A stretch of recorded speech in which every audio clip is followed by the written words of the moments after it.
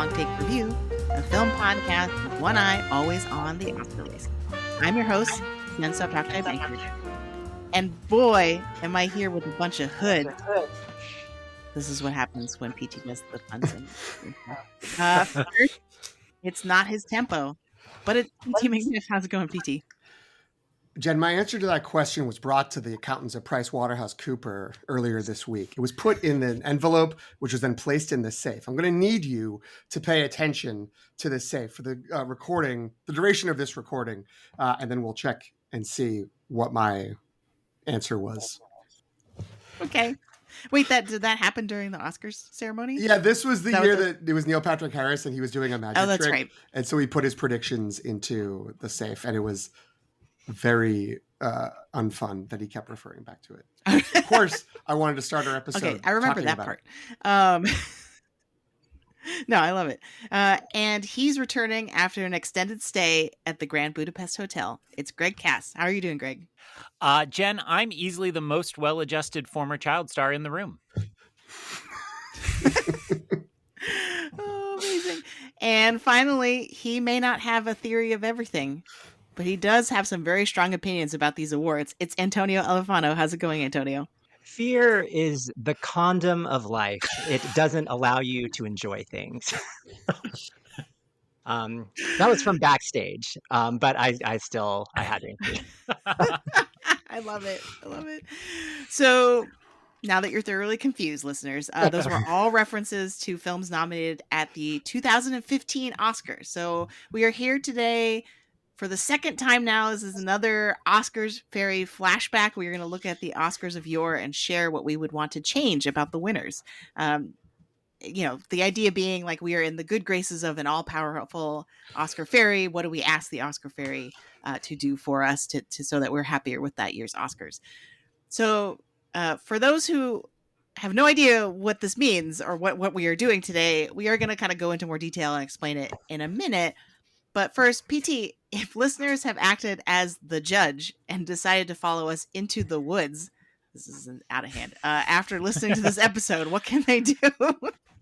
If listeners enjoy the unexpected virtue of our ignorance, they can follow us wherever they get their podcasts. We host the feed on Jen's Substack at thelongtake.substack.com, but you can also find us on Spotify, Apple Podcasts, Overcast, YouTube, or any of your most used podcatcher. That's like Foxcatcher. That's the last one. You can also follow us on Instagram and Threads at The Long Take Review and on Letterboxd at LTR Pod. Thanks, BT. That might have been the best one, even if it were the subtlest. We are just about to travel back to 2015, but I don't know if I even want to call it a movie news update. Maybe I'm not going to play Greg's little sound thing, but I did want to give a quick shout out to Godzilla -1, which is now on Netflix, and maybe in real time ask all of us, do we plan to do a full review of that movie? I would be happy to. It was my first Godzilla movie, and I loved it. So amazing. So I'd be up for it. And I know PT is like, it's a masterpiece. So yeah, I always want to talk about it. I'm ready. Top 5 movies. PT, did you rewatch it? Have you watched it again? Yes. Nice. Good. I haven't watched it since December, but it was great to see everybody excited about it again.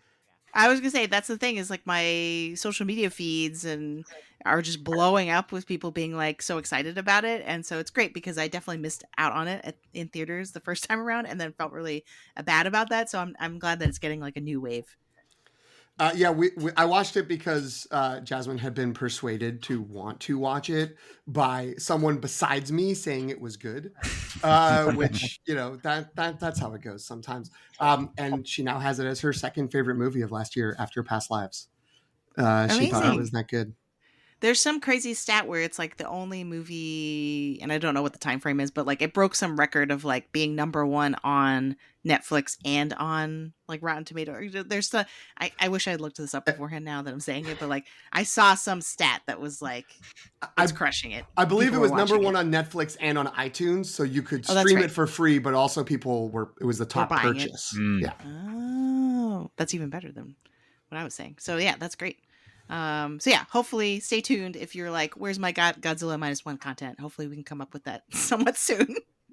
And we were committed by the time Godzilla surprisingly dropped. So, and no one called for an emergency pod. So, so this is where we are. But PT, I'm super excited to talk about the 2015 Oscars and kind of revisit this year in movies. Can you explain for our listeners sort of like what we are doing today and how it's all going to work? I will certainly try, Jen. As you heard in our intro here at the Long Take Review, we have one eye always on the Oscar race. Usually that means we are looking forward to the upcoming Academy Awards, talking through the race as it unfolds. But we also find it fun to occasionally step back and train that eye on an earlier year in Oscar history. Regular listeners know we frequently talk about what we would change in the current race if as Jen already mentioned, we sort of had the power of the Oscar Fairy. Well, sometimes we use that magic wand on the past with an Oscar Fairy flashback. We've done this once before, covering the 86th Academy Awards, which took place in 2014, but covering the films of 2013. You can find this in the aforementioned podcast feed after you subscribe, rate, review, etc. This episode, we're moving 1 year forward from that, and we'll be talking about the 87th Academy Awards, held on February 22nd, 2015, and honoring the films of 2014. Before we start talking about changes, let's travel back and see what happened at the Oscars that year. This was a pretty spread out collection of winners. There was no sort of big movie that won like 7, 8, 9, 10 awards. No movie won more than 4, and only 3 movies had multiple wins. The multiple award winners and the movie that was probably the biggest winner of the night because it got 3 above the line victories was Birdman. The full title, Birdman, or parentheses, The Unexpected Virtue of Ignorance, end parentheses, which got 4 wins: Best Picture, Best Director, Best Original Screenplay, and Best Cinematography. Tied with that, though, in total wins was Wes Anderson's The Grand Budapest Hotel, which won for original score, production design, makeup and hairstyling, and costume design. And then Whiplash by Damien Chazelle got 3 wins, supporting actor for J.K. Simmons, best editing, and best sound mixing. This is back in the era where there are 2 sound awards. I have a feeling we'll get into that. So those are the only multiple award winners. That left 10 feature-length films with 1 win each, including at least 1 win for every Best Picture nominee. That was the first time it had happened since they expanded the Best Picture category back out to more than 5. I don't believe it's happened again, but I didn't double check that. So listeners, please correct me if I'm wrong about it. But yeah, there's a lot of spreading the love. We talk about when we're making predictions like, oh, maybe they're going to spread the love on things. This was a year where love was spread, whether it should have been or not. So those were the awards. So Jen, Greg, and Antonio, what are your personal memories of the year, both sort of in general in your lives and also about the movies that came out? We'll get to the sort of what we think about the awards maybe, in a second, but just who were you and who was your movie watching selves in 2014? Greg, this is your first Oscar Fairy flashback, so I'll start with you. Thanks, PT. I was a guy named Greg. And let's see, in my life, what was going on? So I actually finished grad school in the spring of 2014 and really had no plans on what I was going to do. So I spent a lot of kind of May and June, that's probably not quite accurate, probably April and May, worried about where I was going to go now. I had met Jen in grad school, and she had abandoned me full-heartedly the year before by both moving to the West Coast and graduating a year before me. So I didn't have clear directions. I didn't have any friends, but I spent a lot of the year preparing, and then I was offered a full-time position at a school I was adjuncting in. So I say all that because listeners want to get to know me, and also because I don't think I was that invested in movies. So this would predate my kind of current ritual of seeing every single Oscar nominated movie. I know I saw a lot of these and wish I had had more time to revisit them, because like I know I saw Birdman opening weekend. I don't remember much more about Birdman than it was a oneer and Michael Keaton was back. Although I think he was back in Toy Story 3, which was maybe before this, right? I don't know the order of those two. He was Ken, Jen, before Ryan Gosling was Ken. Oh, wow. Yeah. I had Um, that was not stored in my brain. But thank you. Whew. Come on, Jen. He was Knuff. He deserved it. And so again, I kind of entered this draft with a couple favorites and a couple things that the Academy ignored, but are movies I really enjoy. And a couple are in my sights as, hey, I don't remember that being very good. Why are we nominating it so many times? I am looking at you, Imitation Game. So we'll see how things go as we have this fun discussion. So since I already invoked her as the friend who abandoned me and left me crying and alone at a major university, Jen, how was your sunny, beautiful 2014 where it was not snowing? It was going great. I was busy making new friends, probably including PT. I don't have a clear memory of when PT and I first met at USC, but yeah, I'm sure that was happening already. Because this was my second year working there, and So Greg, first of all, I feel like you don't have any friends because you probably just offended all the other people we went to grad school with, saying that me leaving left you with no friends. So shout out to all of those folks who may or may not be listening and being like, oh, gee, thanks, Greg.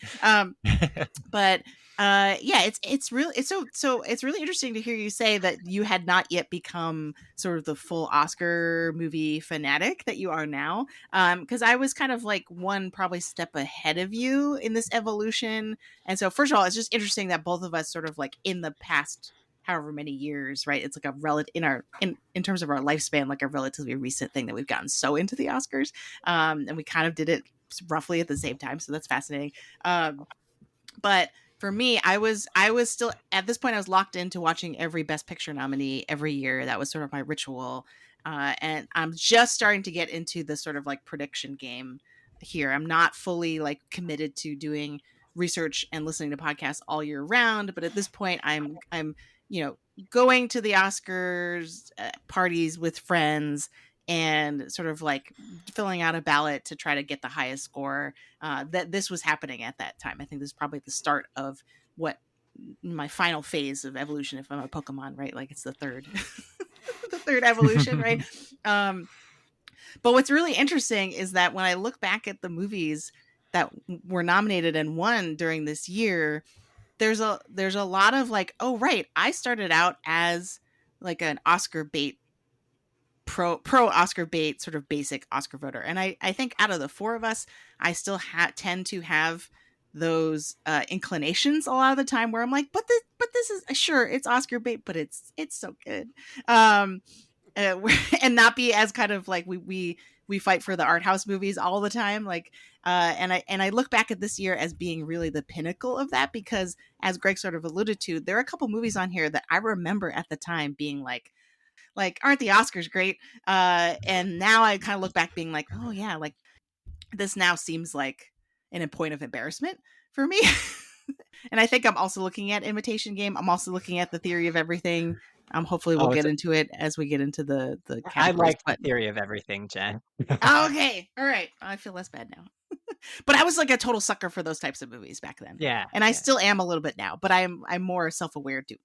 There's more self-awareness when I do that now. So this is a really interesting year. Antonio, how about you? If you said you liked Imitation Game, do you also have Theory of Everything. Theory of Everything? Sorry, not okay. No. I mean, No, how dare you? Just the fact that both of those movies came out in this one year is very bizarre, I feel like. 2014 was the year that I met two of you, Jen and PT. Um, I in the spring of 2014, I was finishing a fellowship at the University of Houston, and I grew up in Texas, and I never thought I would go back. But after I made the switch from law to academia, as you all know, you go where you can get a job.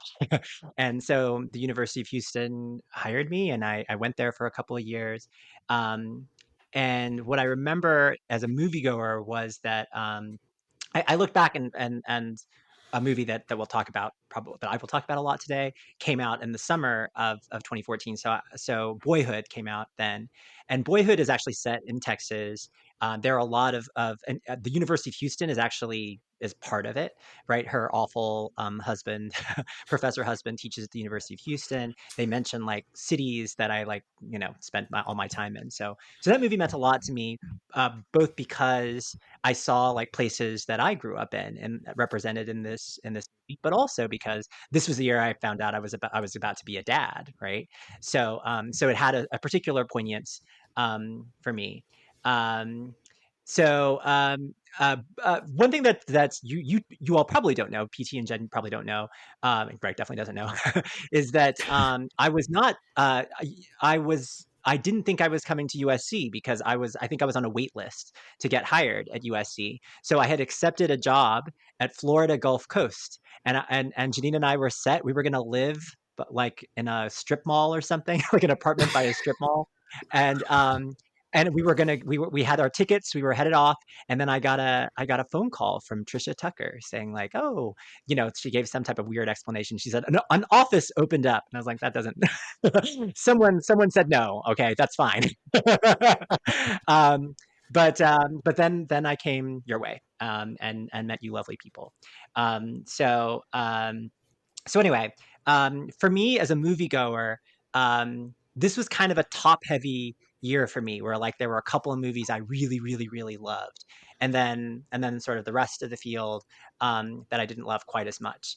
So yes, I wanted to make sure I was here today. Like I even going back to like the last Oscar Fairy, I knew that this year was coming up, so I banked some points just in case I could do some work here, but we'll see.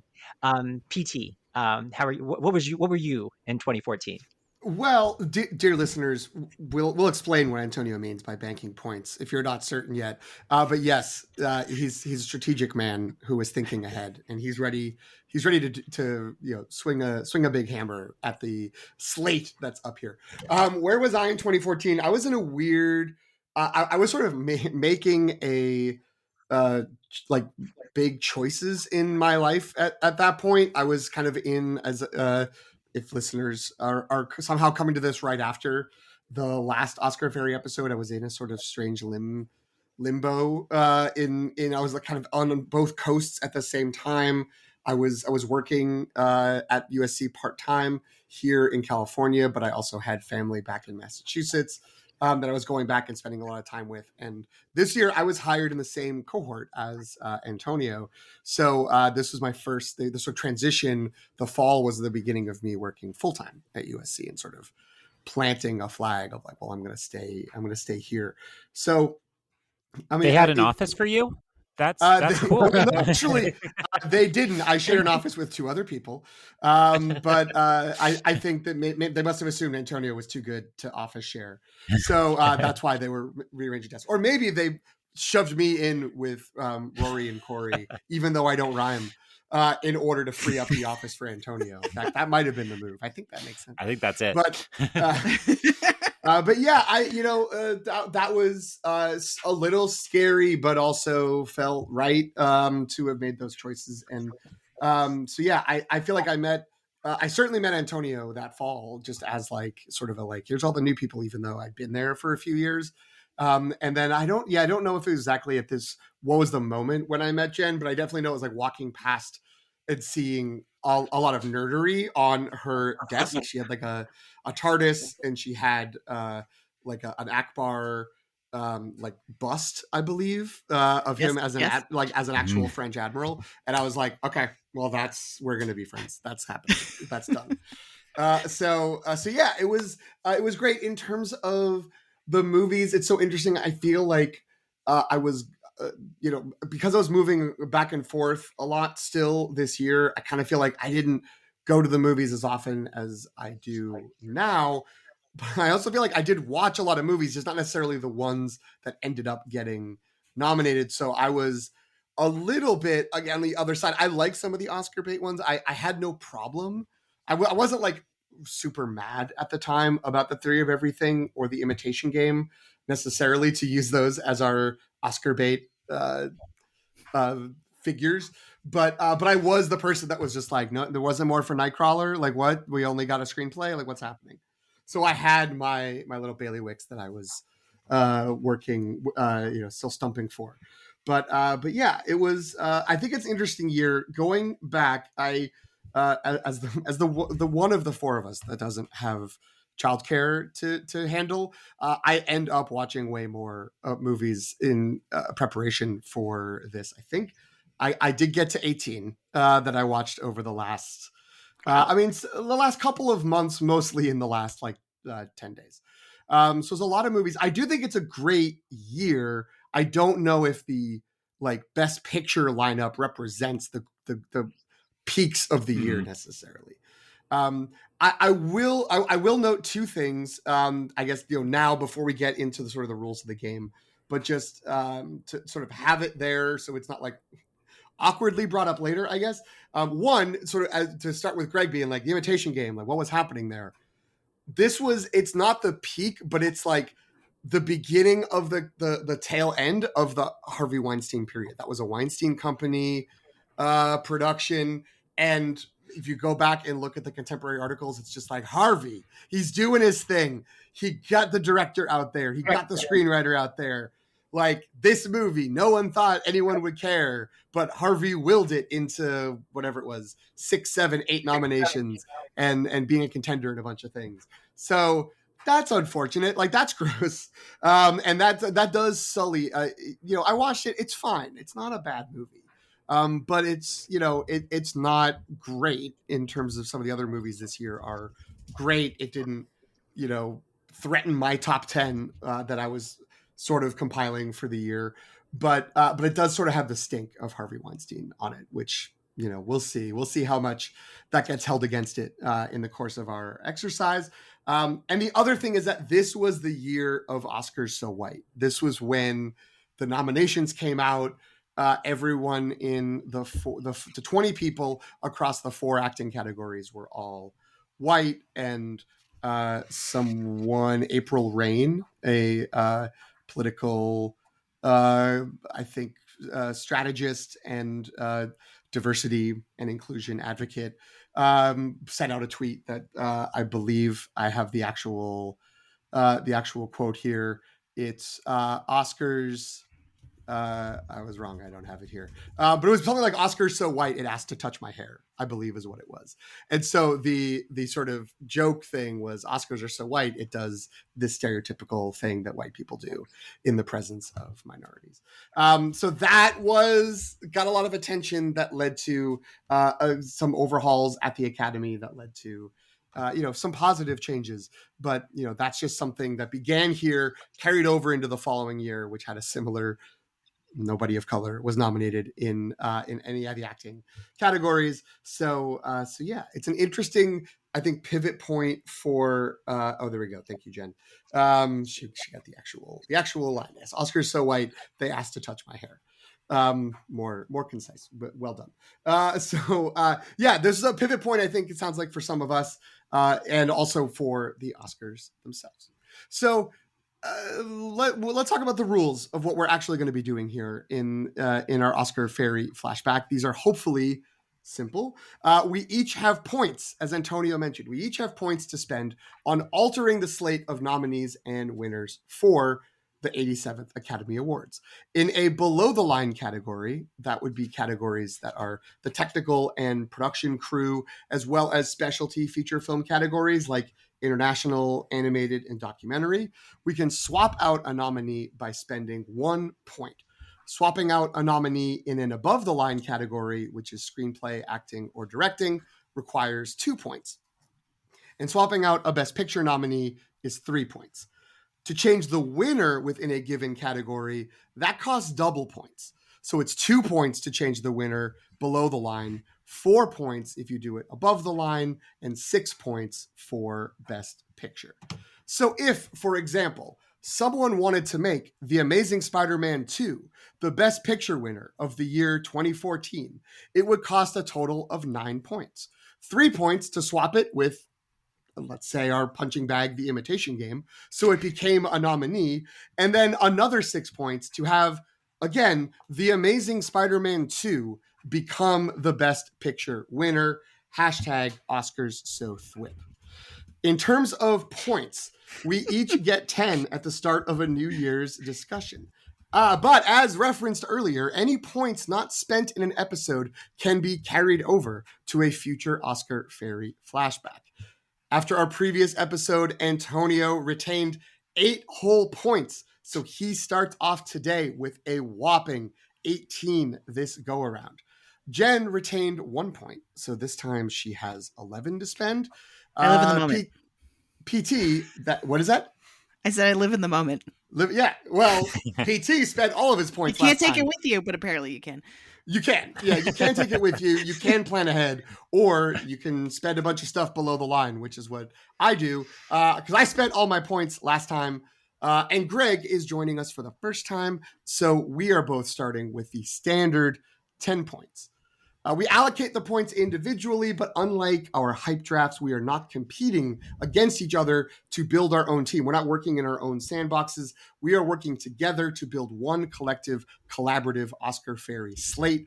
All changes must be made with full consensus of the group. That was only occasionally contentious and stressful last time when I ripped an Oscar from the hands of Alfonso Cuarón to Jen's chagrin, but ultimate begrudging agreement. Will it be more so or less this episode? We will soon see.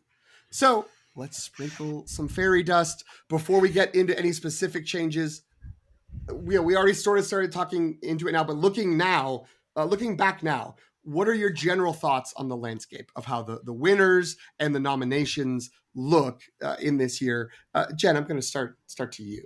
Turn to you first. What do you think? So, I mean, these winners are actually not as offensive to me as I think they're going to be to other folks here, with the exception of, and maybe can I kick off? Can I put forth my first change? Yeah, why not? Yeah. As a segue. So the exception to this is the animated feature category. Yeah. Here we go. Which is just a sham. Like, what are we doing?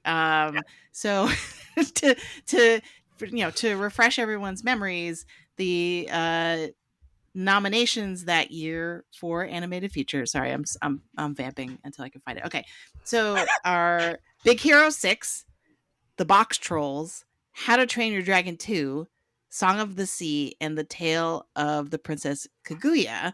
The winner, of course, because I think this was the you can't dethrone Disney phase still. I think that's ended now. But Big Hero 6 was the winner. And so when I saw this, I was just like, why is the Lego Movie not on here? And clearly people saw the Lego Movie because it's nominated for Best Song. In the original song category, Everything Is Awesome is there. So it's not like people didn't know the Lego Movie existed. They purposely did not put it in animated feature, which, as a big fan of that movie and in general a pretty big fan of Lord and Miller, and so it's really interesting too. It's like, oh, Academy, like if only you had known what they would go on to do and really become sort of like you know what I mean, like this now seems extra embarrassing considering all the body of work that followed this year, I think, from them. But I really thought the Lego Movie was very clever.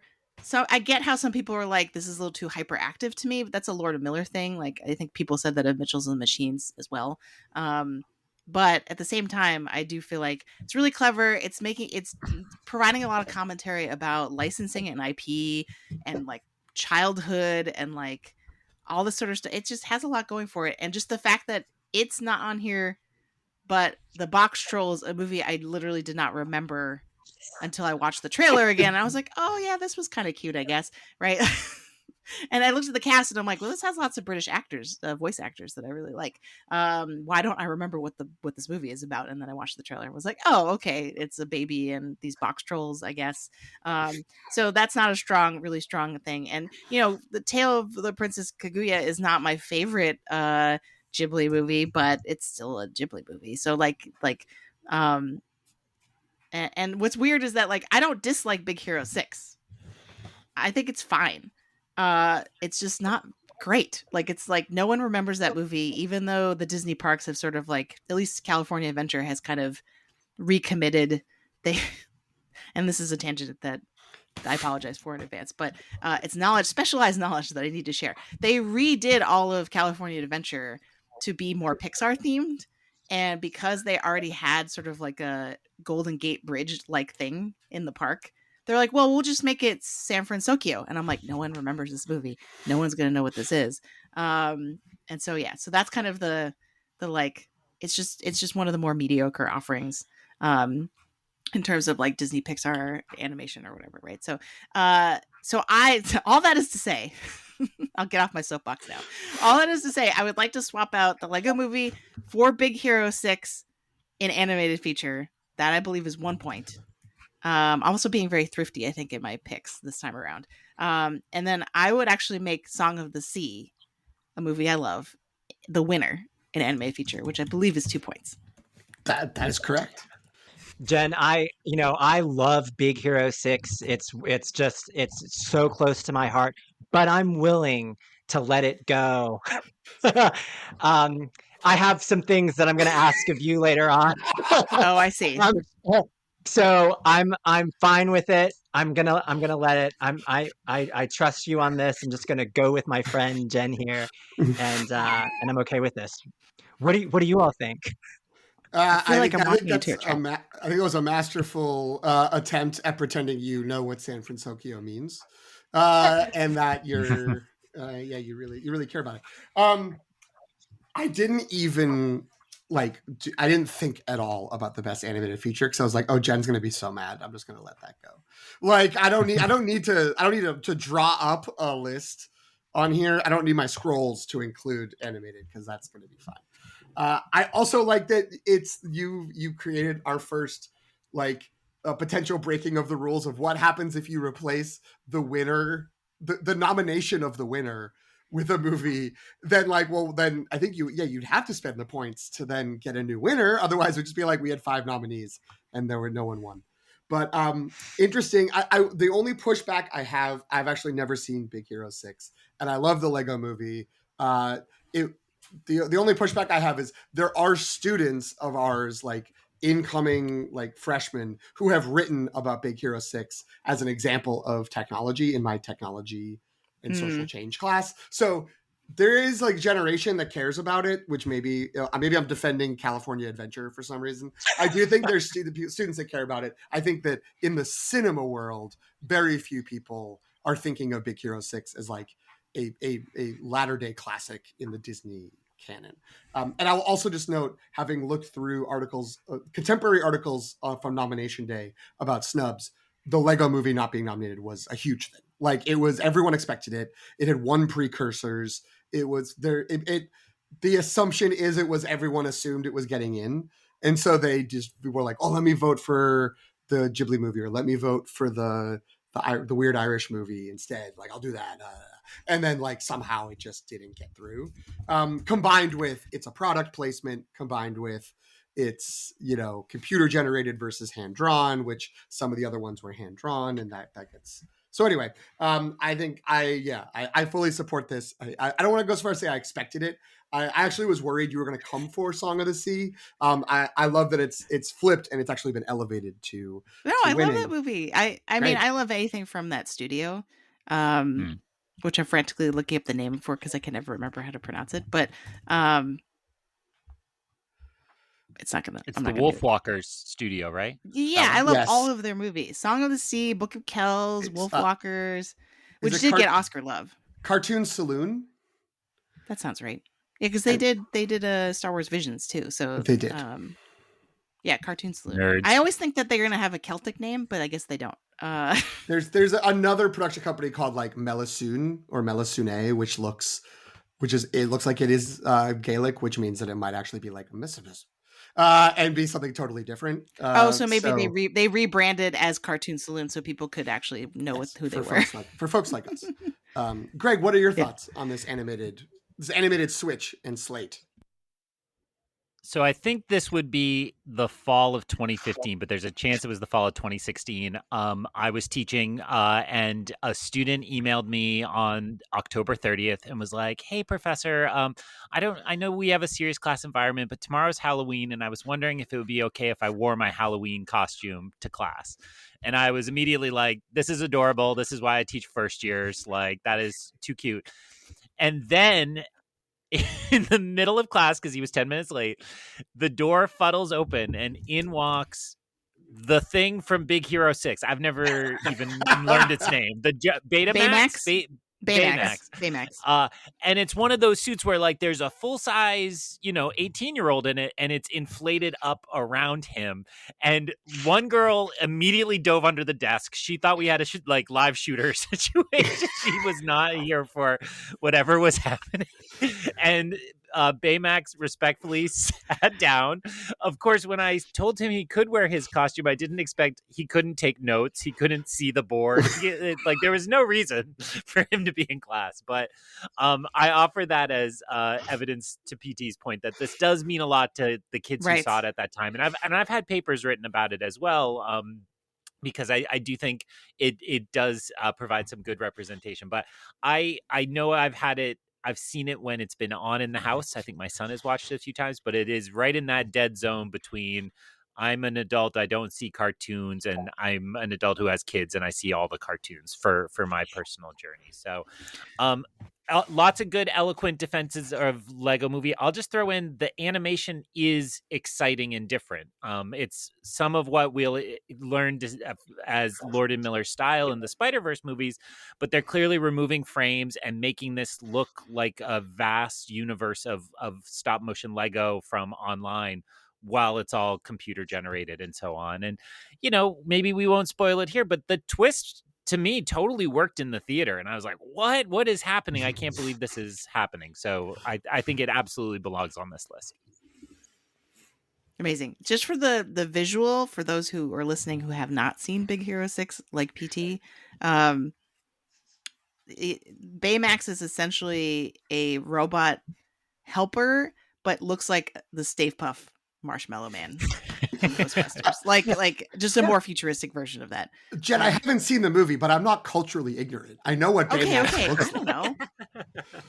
I don't know. A Stay Puft or Michelin Man, big. No, that's actually a better comp. Rotund white body, excellent. Yeah, and he's adorable. It was hard. I almost knocked out Box Trolls instead, but then I was like, well, Box Trolls at least looks like it's trying to do something artsy. For me, it's really just all the veneer of Big Hero 6 I'm into. Like there's a cute cat, like there's Baymax is fluffy, round, and sweet. Like, what I mean? Like it's like there's things in here that that appeal to me personally, but at the end of the day, the story's just not there. And I feel like that's why, it's only nominated here because of the big studio factor. Right. I don't want to over adjudicate our first change. I'm just curious. Where are you on How to Train Your Dragon 2? Like that's no consideration. I recall liking it. Yeah, I think it's really good, and I think I have such a big love for How to Train Your Dragon 1 that I was sort of was like, well, yeah, obviously this should be in here. Okay, fair enough. Which is maybe hypocritical, but yeah, no, How to Train Your Dragon 2 is good, and like the How to Train Your Dragon movies. And then we can move on to something else. I feel like I've dominated our discussion enough with this is great. Those movies just have so much more heart. Whereas again, Big Hero 6, I feel like is actually like fairly emotionally manipulative in its first act, and trying to be like tragedy, drama, character formation. And I'm just like, it's still at the end of the day like a not that good movie about nanotechnology. Like, so anyway. Great for student papers, though. Okay, I'm gonna move. I'm gonna move to Greg because I know Tony was kind of chomping at the bit, but I also think he's also lying in wait a little bit for what he wants to pull. Greg, what are your thoughts on this slate as a whole? You don't necessarily need to pivot into your first change, but just where are you? Where are you on this this roster? Well, PT, I'm a guy named Greg, and I don't know why that's my bit this week. So I would say I do think there's something to the narrative we have constructed that this is kind of the tail end of the old Academy. When we Oscar prognosticate now, we talk a lot about the change in membership, which was inspired by Oscar So White and some other things, and particularly how international the Academy membership has become. And I think this slate looks to me like we're not there yet. And that, I've taken a couple pot shots, but there are some really excellent movies here. I remember at the time seeing Boyhood and thinking that it was an incredible achievement, even if it wasn't a movie I loved. Like I just liked the ambition and the construction of it, perhaps more than the plot of it. If I'm being honest. Wait, Antonio just threw down his microphone and he ran out of the room. He's okay. And I would just said actually he's not coming back for 2 years. That's very strange. He'll have so many points. I'd put Birdman in that category for myself as well, which is like, this is kind of the first time we saw it's all a oneer, but it's a fake oneer type move. And I think the stitching is a lot more obvious in it than it was in 1917, for example. So I appreciated the achievement of it, but didn't love it. So I found myself when I was looking through, I was looking at a lot of the kind of movies around the edges that I really loved that didn't get a lot of love here. I have one that I don't need to be cagey. Grand Budapest Hotel is one of my all-time favorite movies. I don't think it's in my Letterboxd top 4, but it could fight its way in there at a given moment. I just last night was at the movie theater watching the fine cinematic film Spider-Man No Way Home. And when Flash Thompson's on screen, I'm like, nope, lobby boy. You don't got it. He's still the lobby boy. Sorry, Tony Revolori. I do like the fourth tier Mario character, Tony Ravioli from the Super Mario Brothers games. He's just Mario, but he's like kind of orangish. Yeah. When they said it so like 6 people could play, like the sixth person joining in is Tony Ravioli. This is voiced by Ray Romano. So I guess I'm gonna throw it back not with a choice, but I will say probably one of my favorites this year is Whiplash that I only saw like a year or two ago. Like I'm a very recent Whiplash, probably after Babylon even, I think maybe is when I saw it. But a kind of mystery box one for me because I was trying to do stocks up, stocks down. I will say I never saw Foxcatcher, and I have only the vaguest memory of it existing and have not heard anybody in recent years say like, oh, you got to catch Foxcatcher. Steve Carell had a fake nose. And is that all I remember? Yep. Okay. Yeah. Channing Tatum and Mark Ruffalo were brothers who wrestled. No, that's Iron Claw. No. Well, so I'm going to chicken out of picking a pick. I have some picks that I'll play later, but I want to throw it to Antonio and hear his general thoughts on the year / pull a Jen and sneak in a pick immediately if you have to. Well, Greg, I know how much you love Grand Budapest Hotel, and I love that movie as well. And one category, I think that it really deserves an above the line win, right? I'm with you. Original screenplay went to Birdman. And I don't think that's I'm not a fan of Birdman. I'll just say. Right on my list. I had that on my list. He's making moves I approve of. So So, and Boyhood's on this list. I love Boyhood, but um, I don't know that the screenplay is really the strength of that film either. If I'm perfectly honest, like my favorite one on this list probably is Nightcrawler. Um, and if I had to I'm not proposing this as one of my points because I'm saving my points for something in particular, obviously. But Obvious Child is a movie by Jenny Slate. Um, I really love that movie. I love that actress. I thought that she was incredible in it. I thought it was really touching and really funny. So that's the kind of movie that was a long shot to make it into the category. I just want to mention it. Um, but I will say, Greg, if you wanted Grand Budapest Hotel and original screenplay, I would fully support that. Just something to think about as I talk about the reason I'm here today. I um, feel like I underestimated when we were putting this together the degree to which I would enjoy unlocking Horse Trader Antonio. Like, just so good. It's so good. I'm sorry, Antonio, please.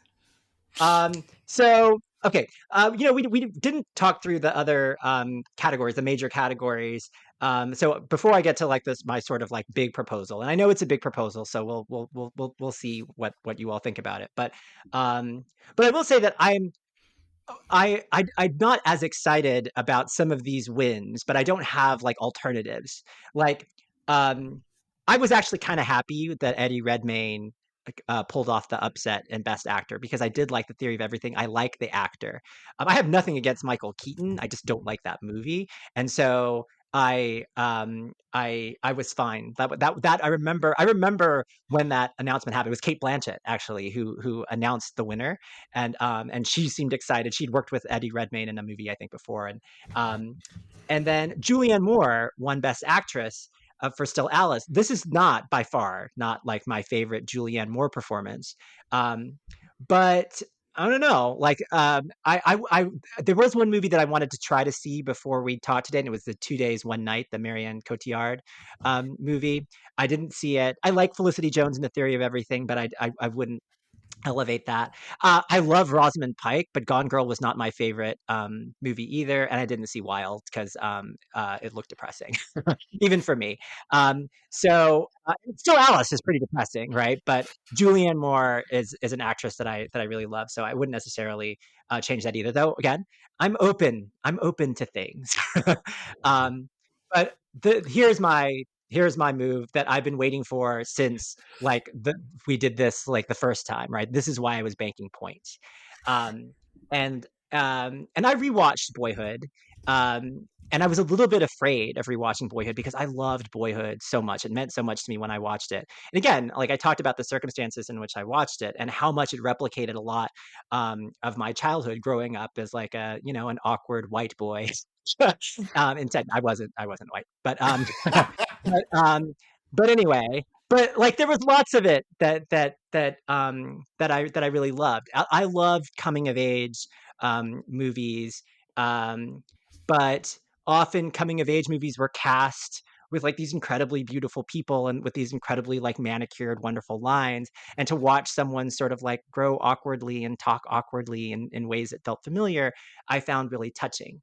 And so while on second watch I didn't like the flaws were more sort of evident to me, I still came away feeling incredibly moved, and moved in a different way because like now I have children, and so there was particular poignance in those sort of early years that aligned with my kids' early years, and seeing and the thought that I had was just like there's no equivalent to the special effect that Richard Linklater had here of just time, and of what time how time can change people, and watching a young boy grow year after year after year, I found just incredibly moving.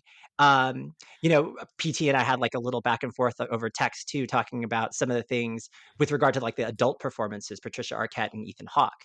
Um, and one, they're sort of indispensable to the project because they're actors and they are just putting on a masterclass. Um, and build these characters sort of organically, even with these sort of fragments. And while some of the quibbles like that PT was talking about that I understand about sort of like some of the elements of the plot are kind of repetitive, I remember thinking that like, part of what's interesting about watching this boy grow over time is that watching the adults also sort of shift and not change too, and adults sort of make the same sort of mistakes over time, and so watching them through the same sort of lens is an interesting experiment too.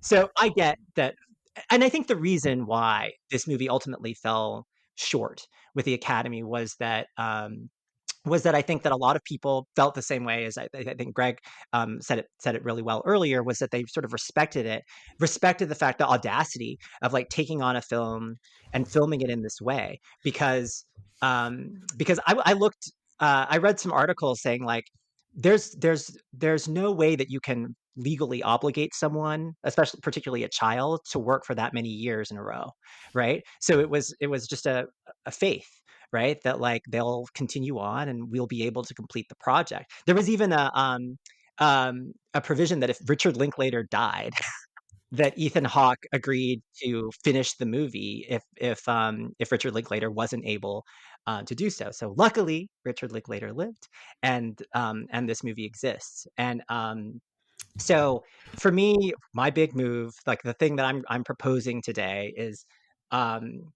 Boyhood picture, Boyhood director. And I know those are two big things, but that's what I'm here for. So I don't know. For me, this oh go ahead, Greg. Yes. I want to weigh in fully on this, but I need a rule clarification first. Sure. When we decide what is happening in the current 87th Oscars, are the changes we made, you people made to the 86th Oscars, did those exist? So So are we in this full parallel dimension? this is a great point. My thought had been yes, we're in another dimension, but I as I was writing that into the explanation in the Google Doc, I was like, that may be asking too much of both ourselves, let alone our listeners, to if we actually keep doing this and we get like 7 or 8 years into it, to be like, well, as you may recall, actually like 10 episodes ago, we switched to blah, blah, blah. So I feel like, we it's going to be like, I think we should try to talk about it in both kind of realities of like, what if we're just changing this, but also keep in mind that that we did make this change before because, and maybe this is where you're going, Greg, I did start to kind of look forward over the next few years to be like, are we going to take like 5 out of 6 best director awards away from Mexican directors? And I say that as the person who caused this problem in the first place by doing it first. But I will say, I feel like it's possible that would happen because there's a bunch of changes we could make down the road. Yeah, and Jen is correctly making faces and gestures at me because she also foresaw this problem last time. But I wanted to win, and I got what I wanted, and that was great. But it is potentially going to not look great that we're just sort of like, thank you guys so much for all of your hard work. Here's your one Academy Award between the 3 of you for Roma, and we're just going to leave it at that. But I think that's something to keep in mind. But I don't necessarily want us to end up trapped in the sort of, oh no, we made those old changes, now we can't make these new changes. Like I think it's something worth discussing. But also with the logistics of eventually we're going to forget in the moment some of the things we did before. So I don't want us to feel locked in to having to do that. All right. So with that answer in mind, and PT exactly caught what I was concerned about, that we had the historic first Mexican director winning, snatched away, and now we're going to take the second one. I did actually have Linklater down here as best director on my list of potential changes, and it's for exactly what Antonio said, which is the audacity of the project. And it's not always fair to call a director, kind of the sometimes a director gets treated like the showrunner, like it's all their show and everybody else is just along for the ride. But I think in this case, it is a bit more fair. It's his project. He conceived of it. And I like the film much more, even with my earlier comments in mind. I like it more than Birdman, and I think it's a more important film to the history of film than Birdman has ended up being. To me, Birdman opened the Pandora's box of fake oneers, whereas nobody's tried to imitate Boyhood. Or I guess if they have, we just haven't seen it yet. Like if they They're started not done yet. working right away, we got a few more years. But so I am going to say I am in favor of particularly the director change. I think that's a good use of points.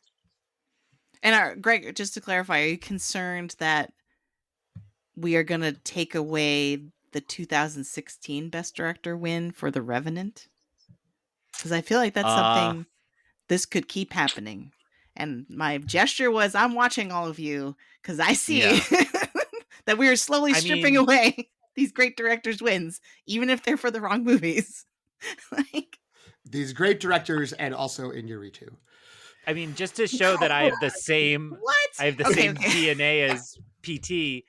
I was literally thinking, well, but we will have to give Cuarón the one for Roma, right? Or did he win for Roma? He won for Roma. He won director, but not picture. Yes. Well, because we're going to give Roma Best Picture when that year comes around. Well, I'll bank all the way. So, but yes, we'll pause there to say I think that is concerning. I will not speak to The Revenant because that is one I also have not seen. So I have to fill in on that one. All right. Yeah. I also need to see The Revenant. Jen, you're the only one who's seen it. However, what is happening? What? I mean, The Revenant was a huge movie when it came out. What is where were you all? Like, it didn't look good to me. I'm very worried about any Best Director win that beat George Miller for Mad Max Fury Road, and I'm sorry that it's once again. Was that? Oh, so. Sure. So yeah, I mean, I'm worried in terms of it. I'm just saying, if we keep doing this, and then we look back and we realize we've made Oscars even more white. Hashtag Oscars extra Oscars white. More white. Yeah. We're like toothpaste. We got whitening qualities. Here's what I want to say. I'll start with just I support this, Antonio. I support you. I support what you want to do. But I'm gonna leave it like a definite like stamp open, only because I don't want to put Jen into a corner where she feels she has to agree to this.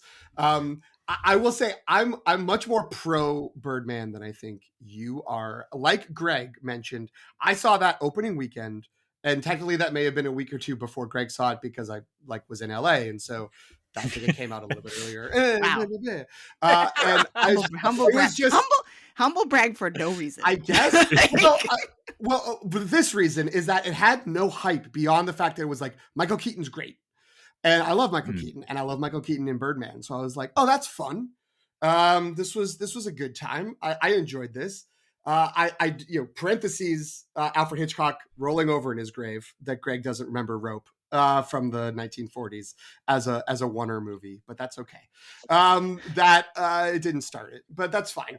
But I thought it was great. Like I thought this movie's really good. I hope Michael Keaton has a chance to get an award for it.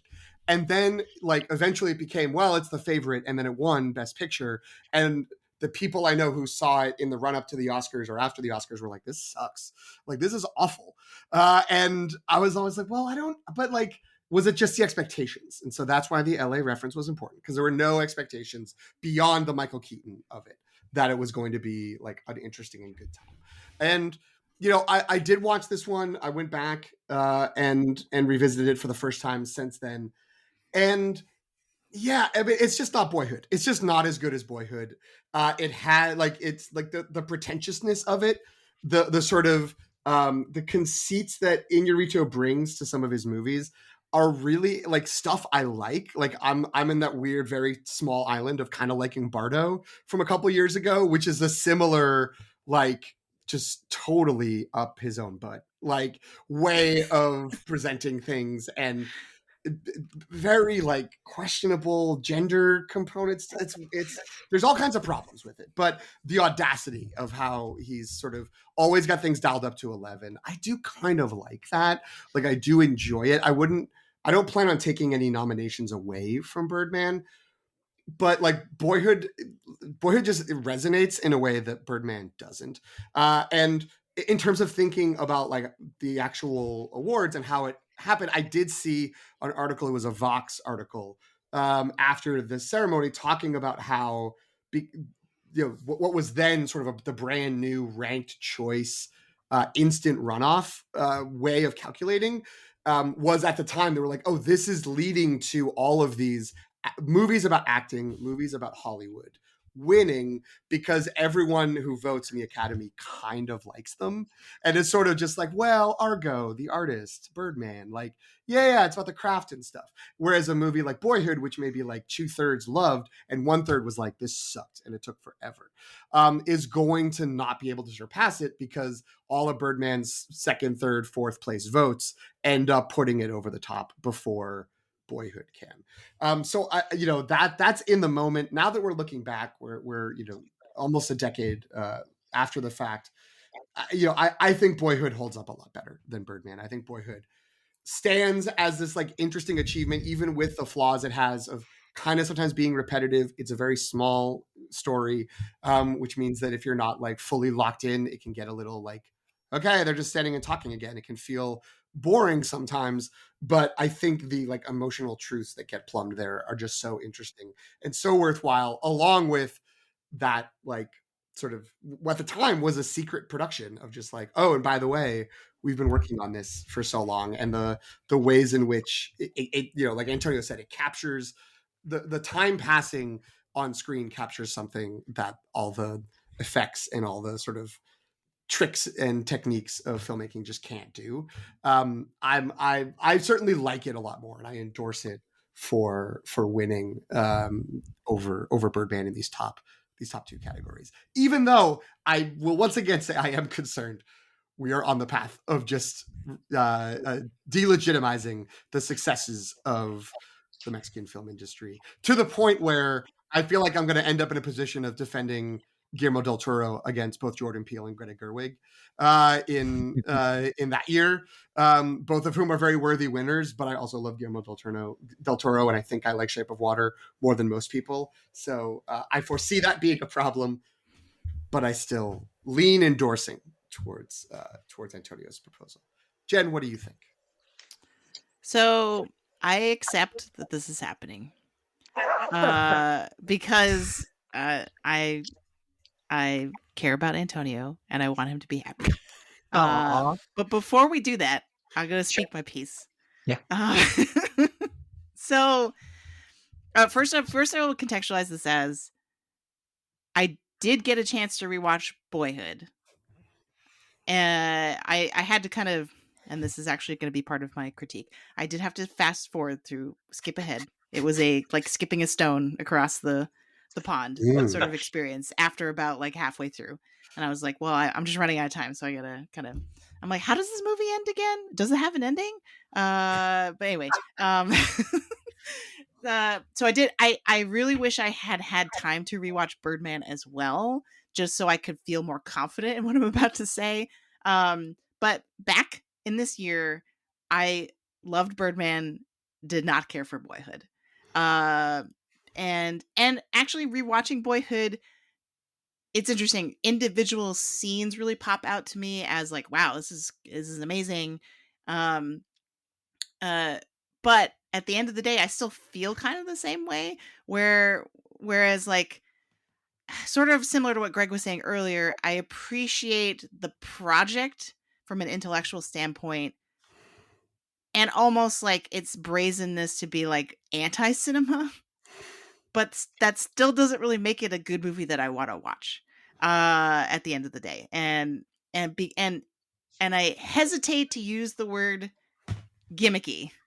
I don't know if I would go that far, but I do feel like at the end of the day, this is a movie that's more about the conceit than it is about the movie itself. And that like the passage of time, yeah, obviously incredible. The way that it's really defying did Greg have a comment that I just said my guess was you were going to use the word normie, not No. not gimmicky. Oh, why did I? Although Why I did love I? the idea of defending Birdman by saying another movie was gimmicky. But go ahead. Wait, we'll get there. So I still kind of feel that way where like the family dynamics, the performances, like I agree, Patricia Arquette and Ethan Hawke are incredible. And like, you know, the idea, and I like the idea of like they continue as adults to be making bad choices or whatever. But when I got to the end of this and I specifically honed in on the final scenes, and I'm like, what is this movie trying to say?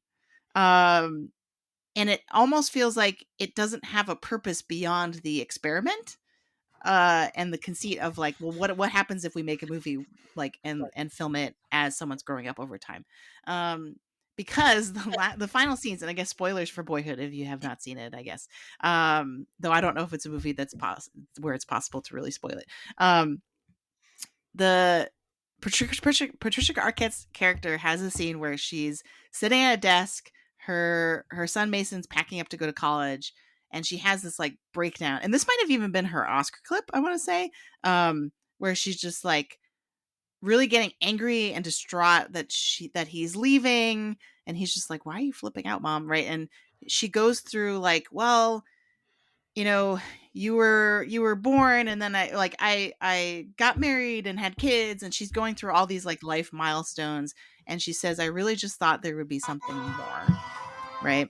And the point being that she gets so swept up in what the next life milestone is that she thought there would be something more, and then now she's at the end, and she prematurely is like, well, the next stop is my funeral, right? Like, you're going to college, and it's actually very funny because her son's like, well, you're kind of skipping like 40 or 50 years probably in the interim, right? You're kind of like skipping ahead. But anyway, and then we cut to this extended scene where he's in college, and they're like, he's with a bunch of his new friends, and they're taking shrooms and going off on an adventure or something like that. And he's sitting next to this girl, and she says the thing that's like, you know, people always talk about you have to seize the moment. I think it's the other way around. The moment seizes you. And he's like, yeah. And I'm just like, what are we supposed to do with that? Like, is that is that in contrast? Is that supposed to be in dialogue with what the mom says? And is it like, what is this movie trying to say about life and the passage of time, right? Like, and I think there's something there potentially, but I just, by the end, and I was really hoping, I was like, maybe when I watch this again, being wiser and older, that this movie will hit me in a different way. But it kind of didn't at the end. I was like, well, this was good, but like, it's way too long, and like, I get that it's nominated for editing because the fact that it has to cut together so many different scenes across so many years of production. But other than that, like, this movie needs an edit. I don't know, like, or like I guess at the end of the day, I just bumped up against like, it doesn't have a more traditional, and this makes me sound so old, like a more and like conservative, but like a more traditional plot structure. Like, there's no plot made out of this project. It's just the scenes strung together. And I get that's the point, but like, I'm not on board. Anyway, so those are my thoughts about Boyhood. and rant. And I wish I could have the similar sort of soliloquy about why I love Birdman. I'm less confident because I didn't get to rewatch that. But I remember at the time, I don't get why everyone's coming out now being like Birdman was terrible. You all were like on board at the time. That's what I remember. I remember people being into Birdman during this year. And so I don't get why we're now backtracking and being like, why did best, because I've heard it's not just us. It's like, I've heard so many Oscars podcasts. They're like, oh yeah, Birdman? No. Like, why do we do that? That was embarrassing. And it's like, no one was saying that at the time, I'm pretty sure. Maybe right after. Like, yeah, I don't think that that's necessarily true that no one was saying it at the time. I mean, Antonio, I think, has always been on the anti-Birdman train. Sure. We didn't really know him then, but I believe him. I trust him. I do think, and this is in a way an argument pro Birdman, but also in a way an argument against it, I guess, that it was always this movie that critics were like, this movie is kind of superficial. And folks would respond to that by being like, you don't like it because there's a character in it that's a critic, that it gets called out for being unable to do anything besides critiquing, and that like you just got mad about that, and so you don't like that. And then the critics would respond like, well, that's actually like a really like shallow, dumb portrayal of a critic, and like that's part of the mistake. And that there was sort of this like actor like industry support for Birdman, because it's about acting and backstage and, you know, like a superhero actor trying to do this thing, and that's was even already so much part of the vibe of the industry, was that we've moved towards superheroes. How do we get something real and acting? It's so truthful, it's so important, blah blah blah. And then critics, they don't get it because they don't get it like the character in the movie. And so that was always there. And then I do just think that like critics get to talk more about it. And the actors that Hollywood voted for it were like, great, we did it. And then moved on. And the critics are just like, that freaking movie, like it sucked. You know, I do think that's maybe there's a little bit of resentment towards it. But I also think there was a lot of pro Boyhood like feeling at the time. And there was even going into the final, like, even though it seemed like it was in line for Birdman, going into director and picture, I remember thinking like it could still happen. Like it could still be like they both had only won one above the line Oscar at that point. It was supporting actress for Patricia Arquette for Boyhood, and then original screenplay for Birdman. And going into director was like it could go either way. And then, you know, it went this way. So yeah, it's a little revisionist, but not like I do think there was pushback at the time. Okay, all right, that's fair.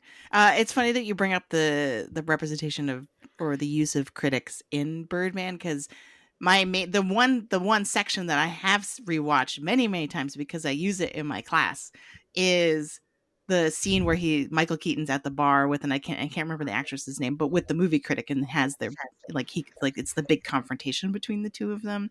And you know, I haven't taught a version of the class, the 340 class that we teach, that would where a review assignment makes sense. But back when I used to teach more of the arts and humanities, a standard was like, okay, you're going to review something. And then I would start the assignment with showing the clip of where Michael Keaton's calling the critic out to be like, you just use these words, these adjectives, and like they're empty and you don't know what they mean. And then she basically just gives it back to him and is like, you're washed up, right? And egotistical or whatever. And I really love that scene still. And I feel like it always, when I have it in my class, it always opens up a really interesting conversation about what criticism is and what it means to critique something and what makes a review effective. And is it more about the criticism as in like negative criticism, or is it like, are you assessing a piece of art, or is it more about your subjectivity and experience with it? And so like, I don't know, I just like, and again, that's just one scene. So that's not enough to like, you know, forgive the criticisms that people have of Birdman as a whole movie. I'm also just a huge sucker for sort of like, I feel like the dialogue in that movie is so sharp and biting, and like, even if it is kind of self-indulgent and narcissistic, is really fun. And so yeah, that's me sticking up for Birdman. This will possibly be the hottest take I ever have on the show. Like, this is my anti-Boyhood, pro Birdman take. But yeah, that's like, I don't know. I get it. I totally get it. So I said earlier that this was a top-heavy year for movies for me. It was Boyhood, but the other movie that I also rewatched that I really loved, and that on second view was just as thrilling the second time around, was Whiplash. Um, I had a great time, and it was even more clever and biting. Speaking of just like biting dialogue, because you know, everyone remembers J.K. Simmons and J.K. Simmons's lines, but I'd forgotten there was an excellent Miles Teller. Like, Miles Teller is excellent, and I think it's his best performance. But he had a scene with his family where everyone in the family is praising everyone else at the table, and then Miles Teller, you know, makes a joke about like the football player or something, that just reminded me how like vicious you know, that character could be too. And then the scene also where he breaks up with his girlfriend because she's holding him back, and he wants to be a really great musician. I just that was just thrilling. And my one critique of Whiplash was that I guess we're spoiling these movies. I mean, they're old. Is the car crash scene? I remember not loving that moment when he crashes, and then he still like runs into the theater, and then for some reason they still let him at the drum set. That sort of seemed stupid at sort of like first watch. At second watch, sort of knowing it was happening, I was just kind of like, fine. um, but that movie holds up really well too. So anyway, I mean, I wouldn't put it above Boyhood, but I will say if we're talking about movies that just have held up well and that are just like really like fun to watch, because I get it, Jen. Like I get that, like, and I appreciate that you like going back to watch the movie even though you didn't love it the first time, because I didn't have that generosity for Birdman. PT asked me like in a parking lot, he's like, "Are you going to watch Birdman?" I'm like, "No, screw Birdman." um, but Whiplash, I was really looking forward to, and so and again, it held up really great. Yeah, how do we get Whiplash more Oscars? Because I feel like it's a little light. Like, yeah, okay, let's take a look. can we is light. Screenplay? Can we do Miles Teller a Best Actor? I have that on my short list. Well, let me. I want to, first of all, I want to say I didn't stalk Antonio to a parking lot. We were leaving the same place. Like, that Together already. like I'm just like hunting him, being like, "What are you watching, Birdman?" He was just grocery shopping, and you just like popped out. Yeah. You're like, "Is this spot available?" And I'm like, "Only if you've watched Birdman again." So I want to note that. To me, I was sort of looking through here. I have, and we'll save it because I think it's good to focus on the Whiplash is one of the big movies. I think there's sort of the big three of winners was Birdman, Grand Budapest, Whiplash, and then Boyhood was the other one that was a real contender, and we've already sort of discussed that it's vying. It's virtually locked in to have gotten a couple more Oscars here in the conversation. But those do feel like kind of these are the big movies of the year. I have a couple of other movies that I want to switch out for nominations. I'm just planting a flag in that. But when I was looking through, there were little things along the way where I was like, I didn't really care for American Sniper. I finally watched that and it's not that good. I would love to replace those nominations. Some of the Imitation Game ones, like we said, those can be replaced. Theory of Everything. I saw that back then. I remember being very impressed by the acting, it feeling like a pretty boring biopic, like in and of itself, but Eddie Redmayne's performance, whatever, really good. Meryl Streep in Into the Woods was a nomination. I couldn't find a supporting actress to replace her necessarily, but that feels like an eminently replaceable nomination. What a Reputation ride just to let that one go through. But the category that ended up jumping out for me is like, this is crazy how like this isn't a bad slate of nominees, but there's so many others that could be in there, is Best Actor. So like just to remind folks out there who maybe aren't staring at the Wikipedia page like I am for the list of winners. The winner for Best Actor was Eddie Redmayne playing Stephen Hawking in The Theory of Everything. The other nominees, Steve Carell in Foxcatcher, the aforementioned Big Nose, Bradley Cooper in American Sniper, Benedict Cumberbatch in The Imitation Game, and Michael Keaton in Birdman.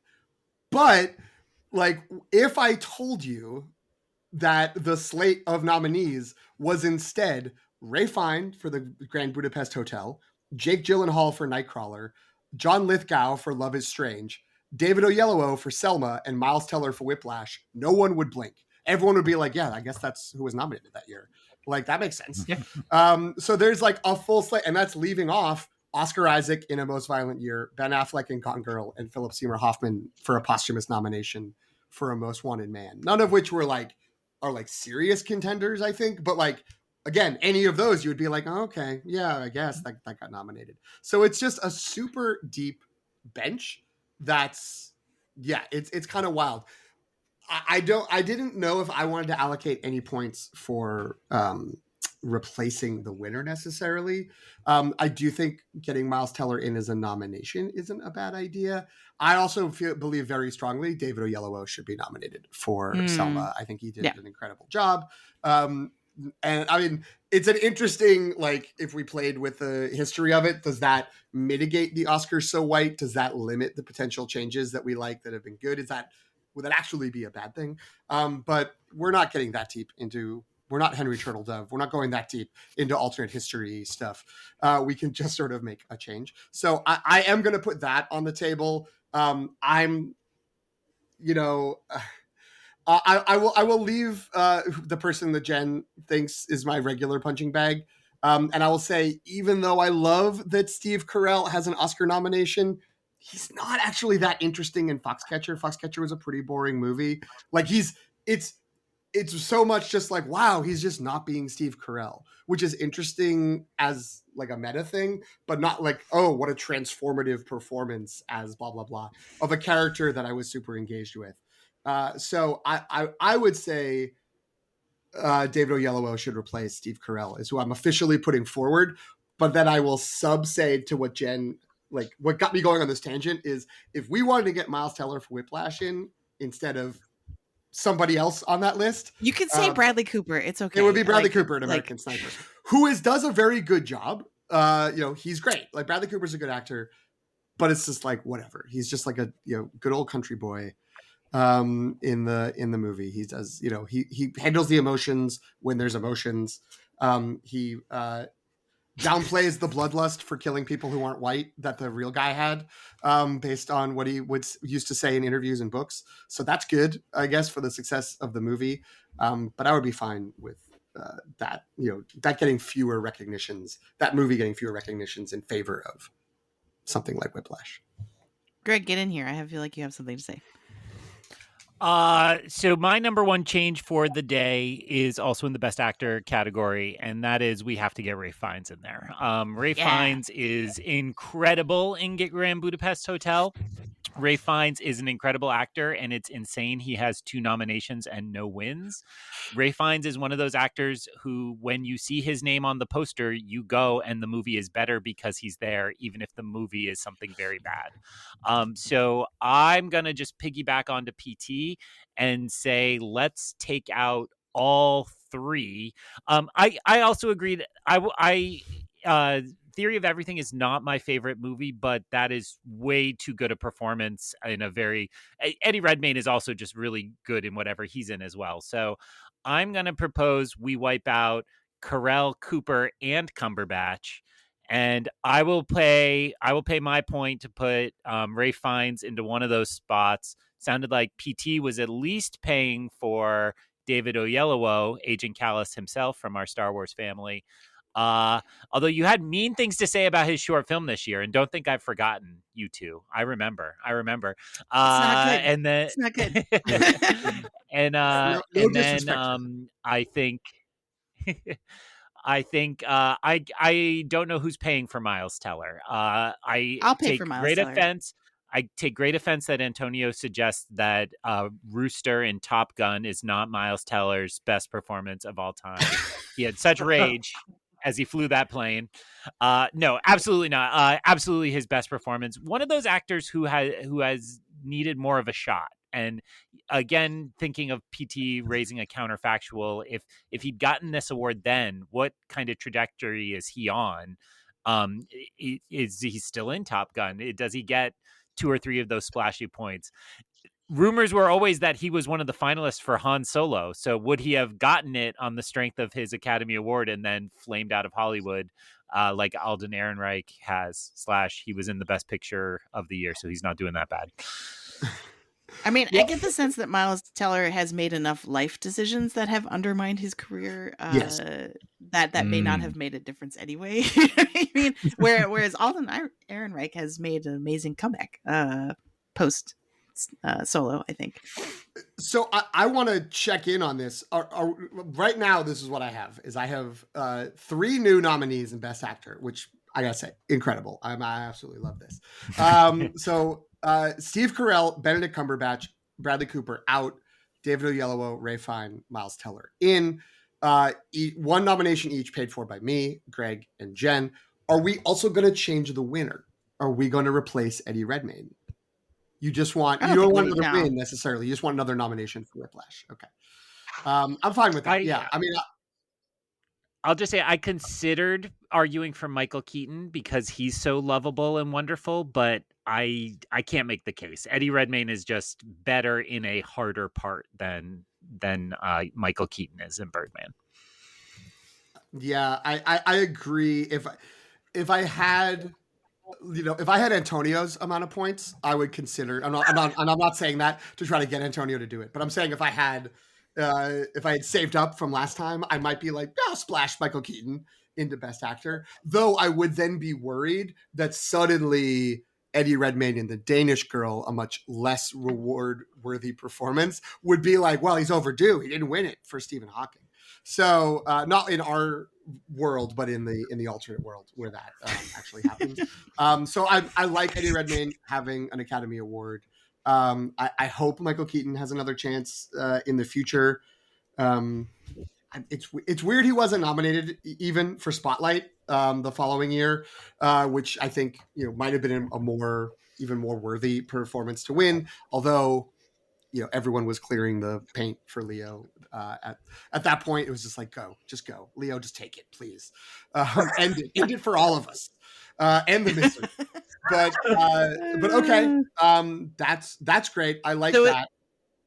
Point of order, is that 2 points for each because we're above the line? Correct. It's 2 points each. So as of now, Jen, you've spent 5 points. Greg and I have spent 2. And then, I mean, are we prepared to lock in Antonio's big changes? Let's just do it. Okay. Yep. I said I said what I had to say, so I'm okay. I respect that, and I thank you all. Look how happy he is now. I'm so happy. I'm going to be so happy, all like unreasonably happy.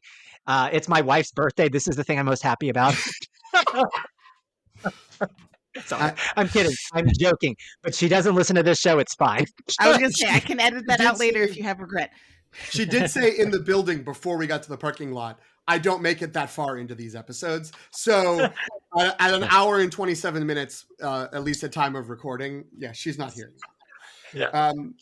I don't want to get back into it. I will say, I feel like this viewing of Boyhood, that those final moments you were talking about, Jen, as being unfulfilling for you, I'm going to include the last scene with Ethan Hawke, which also is like, what does it all mean? Like, what does it all add up to? And him being like, what do I know? Like, I have no idea. Like that kind of, what was this? Like, what is life for? Like, was weird. Like, that was very resonant for me, even though it is ultimately unfulfilling of there's no answer. Like, it is just like, it's all just this series of things that are happening. And, like, obviously the movie is segmented and filmed and, chosen by filmmakers along the way, but so are the memories of our lives, are just these things that we pull from experiences we had, and we shape our experiences around that. I don't know, like that resonated, even though as I'm saying that, it's disappearing in my hands. It's gossamer thin of like, that's nothing, but sure. That's also, maybe that's life. Maybe and I didn't need an exact answer. Like I didn't need 42, but I thought there would be more. They could be like, well, that was really our boyhood. And then catch it. Okay. All right. So for the accounting, I think I've just spent 12 points. Is that right for those? No, you spent 10 points because it's 4 points to replace director, the director winner, and 6 points to replace Best Picture. Oh, 10 points. Okay, got it. Okay. So you still have 8. Jen, you still have 6, and Greg and I both have 8. I'm going to go ahead, Greg, please. I just want to clear up some old business. So just for the record now, so that puts Boyhead up to 3, right? Total wins. Yes. Which still puts it beneath this group, although we've probably taken away from Birdman, right? I don't know. Yeah. So now it's Grand Budapest has 4 wins. Boyhood is 3. Birdman has 2. All right. So I will steal another from Birdman to go with what Antonio proposed in my name before. So clearing up old business, Wes Anderson should not have won his first Academy Award for a fake short this year that they immediately edited into a full movie. So I will give him the best original screenplay for Grand Budapest Hotel. That was one I wasn't actually sure whether it was original or adapted, because it is very clearly inspired by Steven Zweig, but I really leaned into the Zweig because I knew it was done. Austrian. That's very Michael Fassbender, the way you said that. It is original though, and so we'll bump that from nominee to winner. We're not taking questions at this time. Just tell me how many points I spent on that. that would be 4 points, assuming everybody agrees. I already agreed. So I'm with you, Greg. Yes. You did. That's fine. My only hesitation is Nightcrawler, which I would love to get to a best, to get some Academy Award. Now that we have somehow not gotten Jake Gyllenhaal into Best Actor, despite replacing 3 of the nominees, which again just shows how stacked that category is.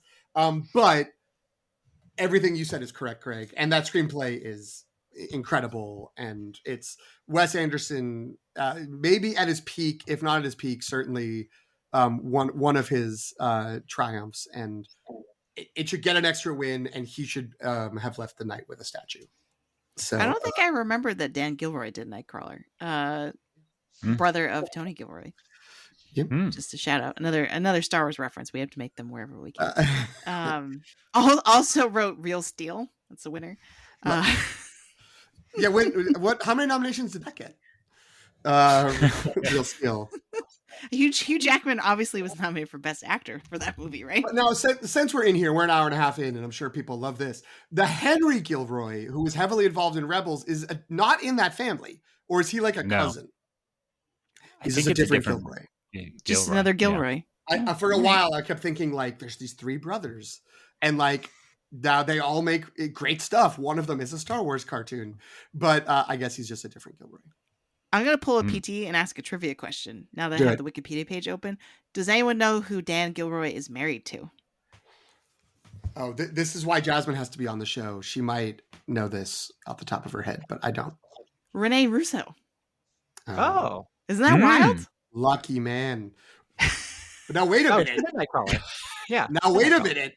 I didn't even have this on my list. Renee Russo replacing Meryl Streep in supporting actress. Wait, what was she in this year? Nightcrawler. She's okay.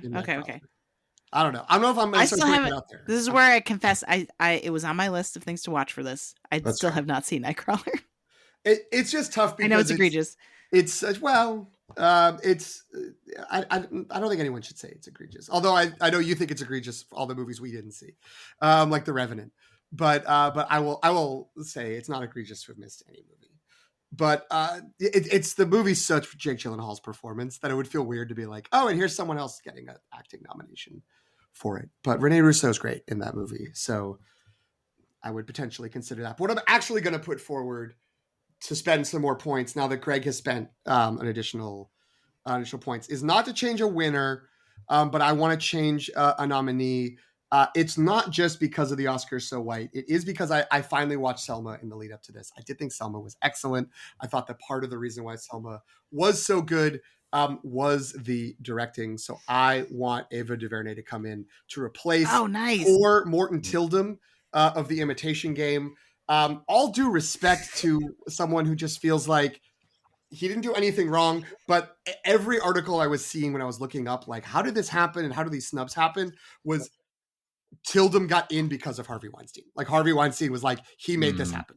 He made because Picture was going to happen and Cumberbatch was going to happen and the screenplay had momentum and ended up winning. But getting him in as director over, who did he get in? I mean, over Ava DuVernay, obviously, but over Damien Chazelle, over Clint Eastwood for American Sniper, like over the other possibilities from the Best Picture slate.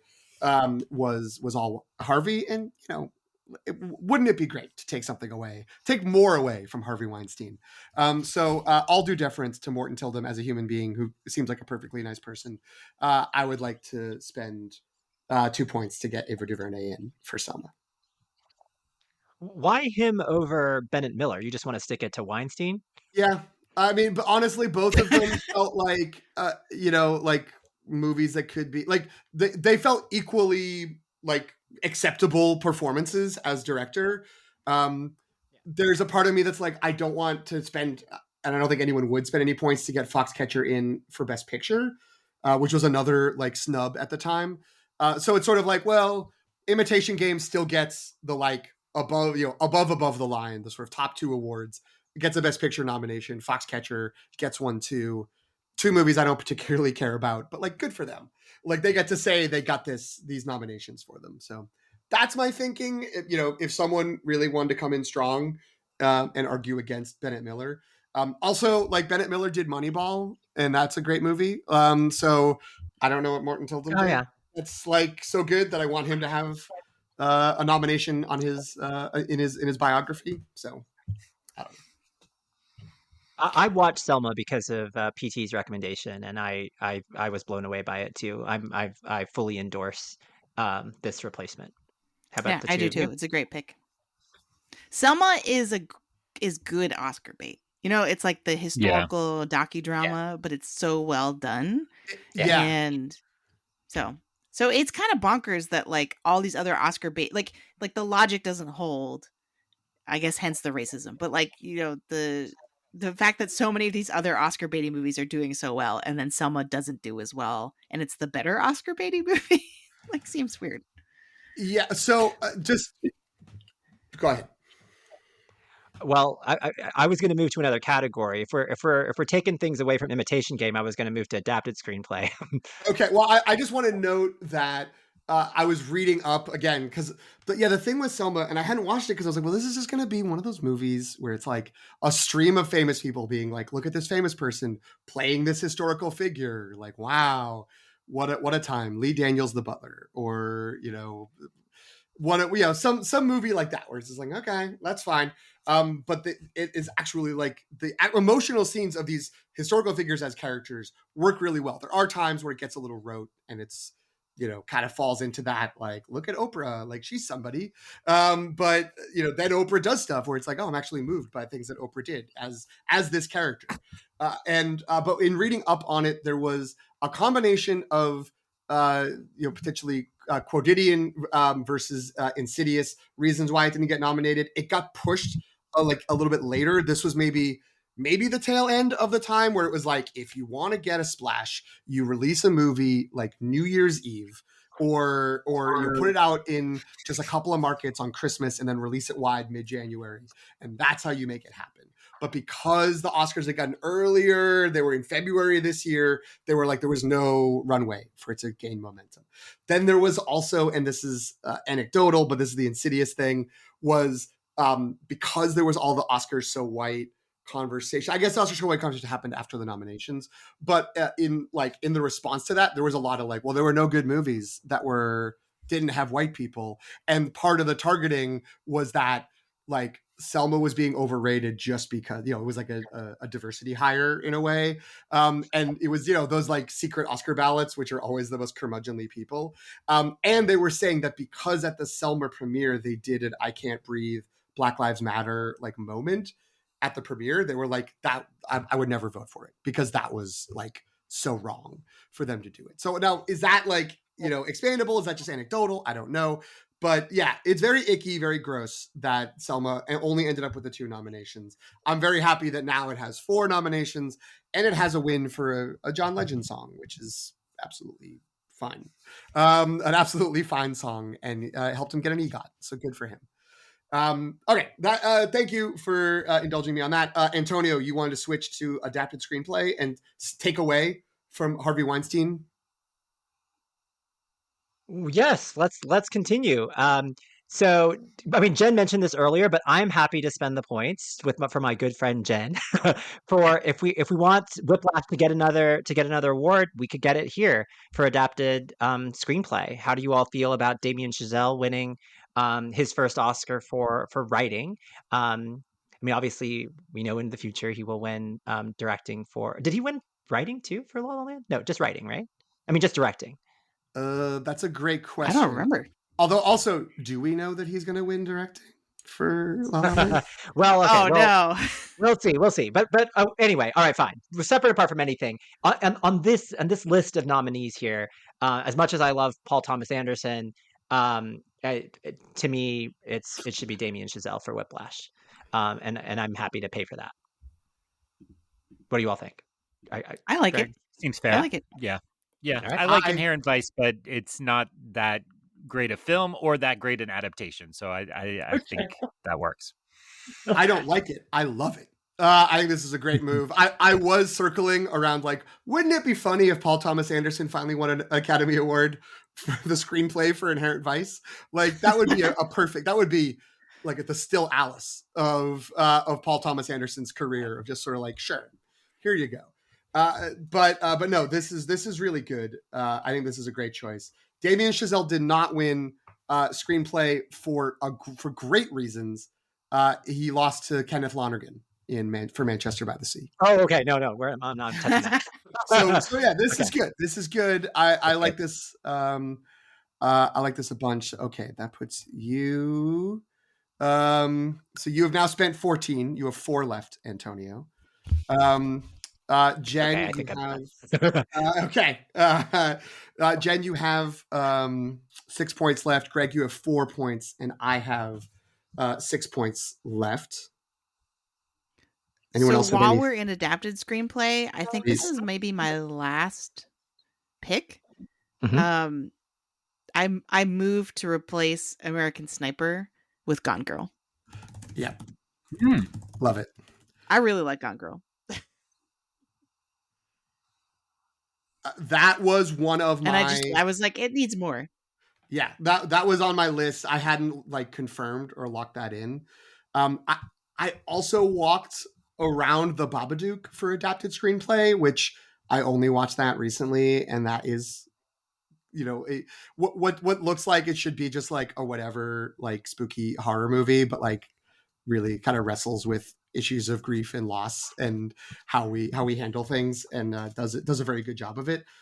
But then I rewatched Gone Girl and I was like, yeah, like I was soft on Gone Girl at the time, but I actually think that it is quite good, and I think the screenplay is the reason it's 2 nominations being screenplay and actress for Rosamund Pike make a lot of sense, and I think that makes that fits the thing that we get, the final product. Those are the 2 most important parts.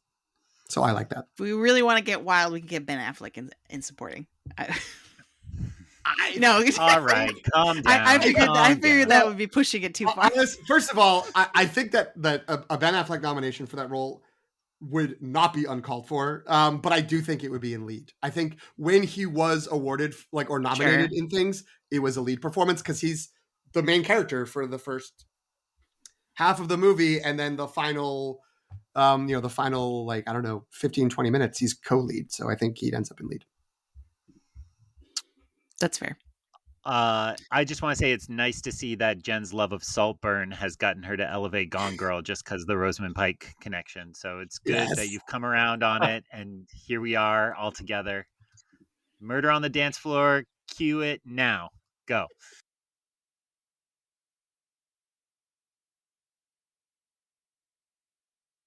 Yeah, I don't know how to respond to that, Greg. I generally like Rosamund Pike. I think, hot take maybe, she is one of the better Bond girls.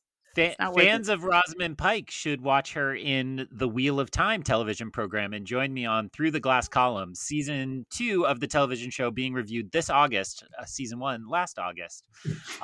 Jen, what's your rave review of that podcast I host? Oh, what a great podcast. I mean, insightful. It's just like being in a book club with 2 of your best friends. All right. Self-aggrandizing foolery aside. So I want to spend a little more, and I took a sign from PT, I believe, last episode, who's like, nobody cares about this movie. Somebody should care a little bit more. I'll throw it a nomination. So I had two on this list. First was Skeleton Twins, which Jen, you made a really good comment that like if we'd learned what Lord and Miller were going to do, we might value the Lego movie more. I think this is that movie for Bill Hader and Kristen Wiig, who at the time were they were well-known SNL characters, but nobody thought they could act. And I loved this movie when it came out, and I have not revisited a lot since, but I want to just hold it in that place in my heart. And was hard. The only place I could really make a strong case would have been screenplay, and I don't remember the writing being that great. So I'm not gonna throw my points that way. Then it came down to a movie that I think has two incredible opening acts and then a disaster of a third act.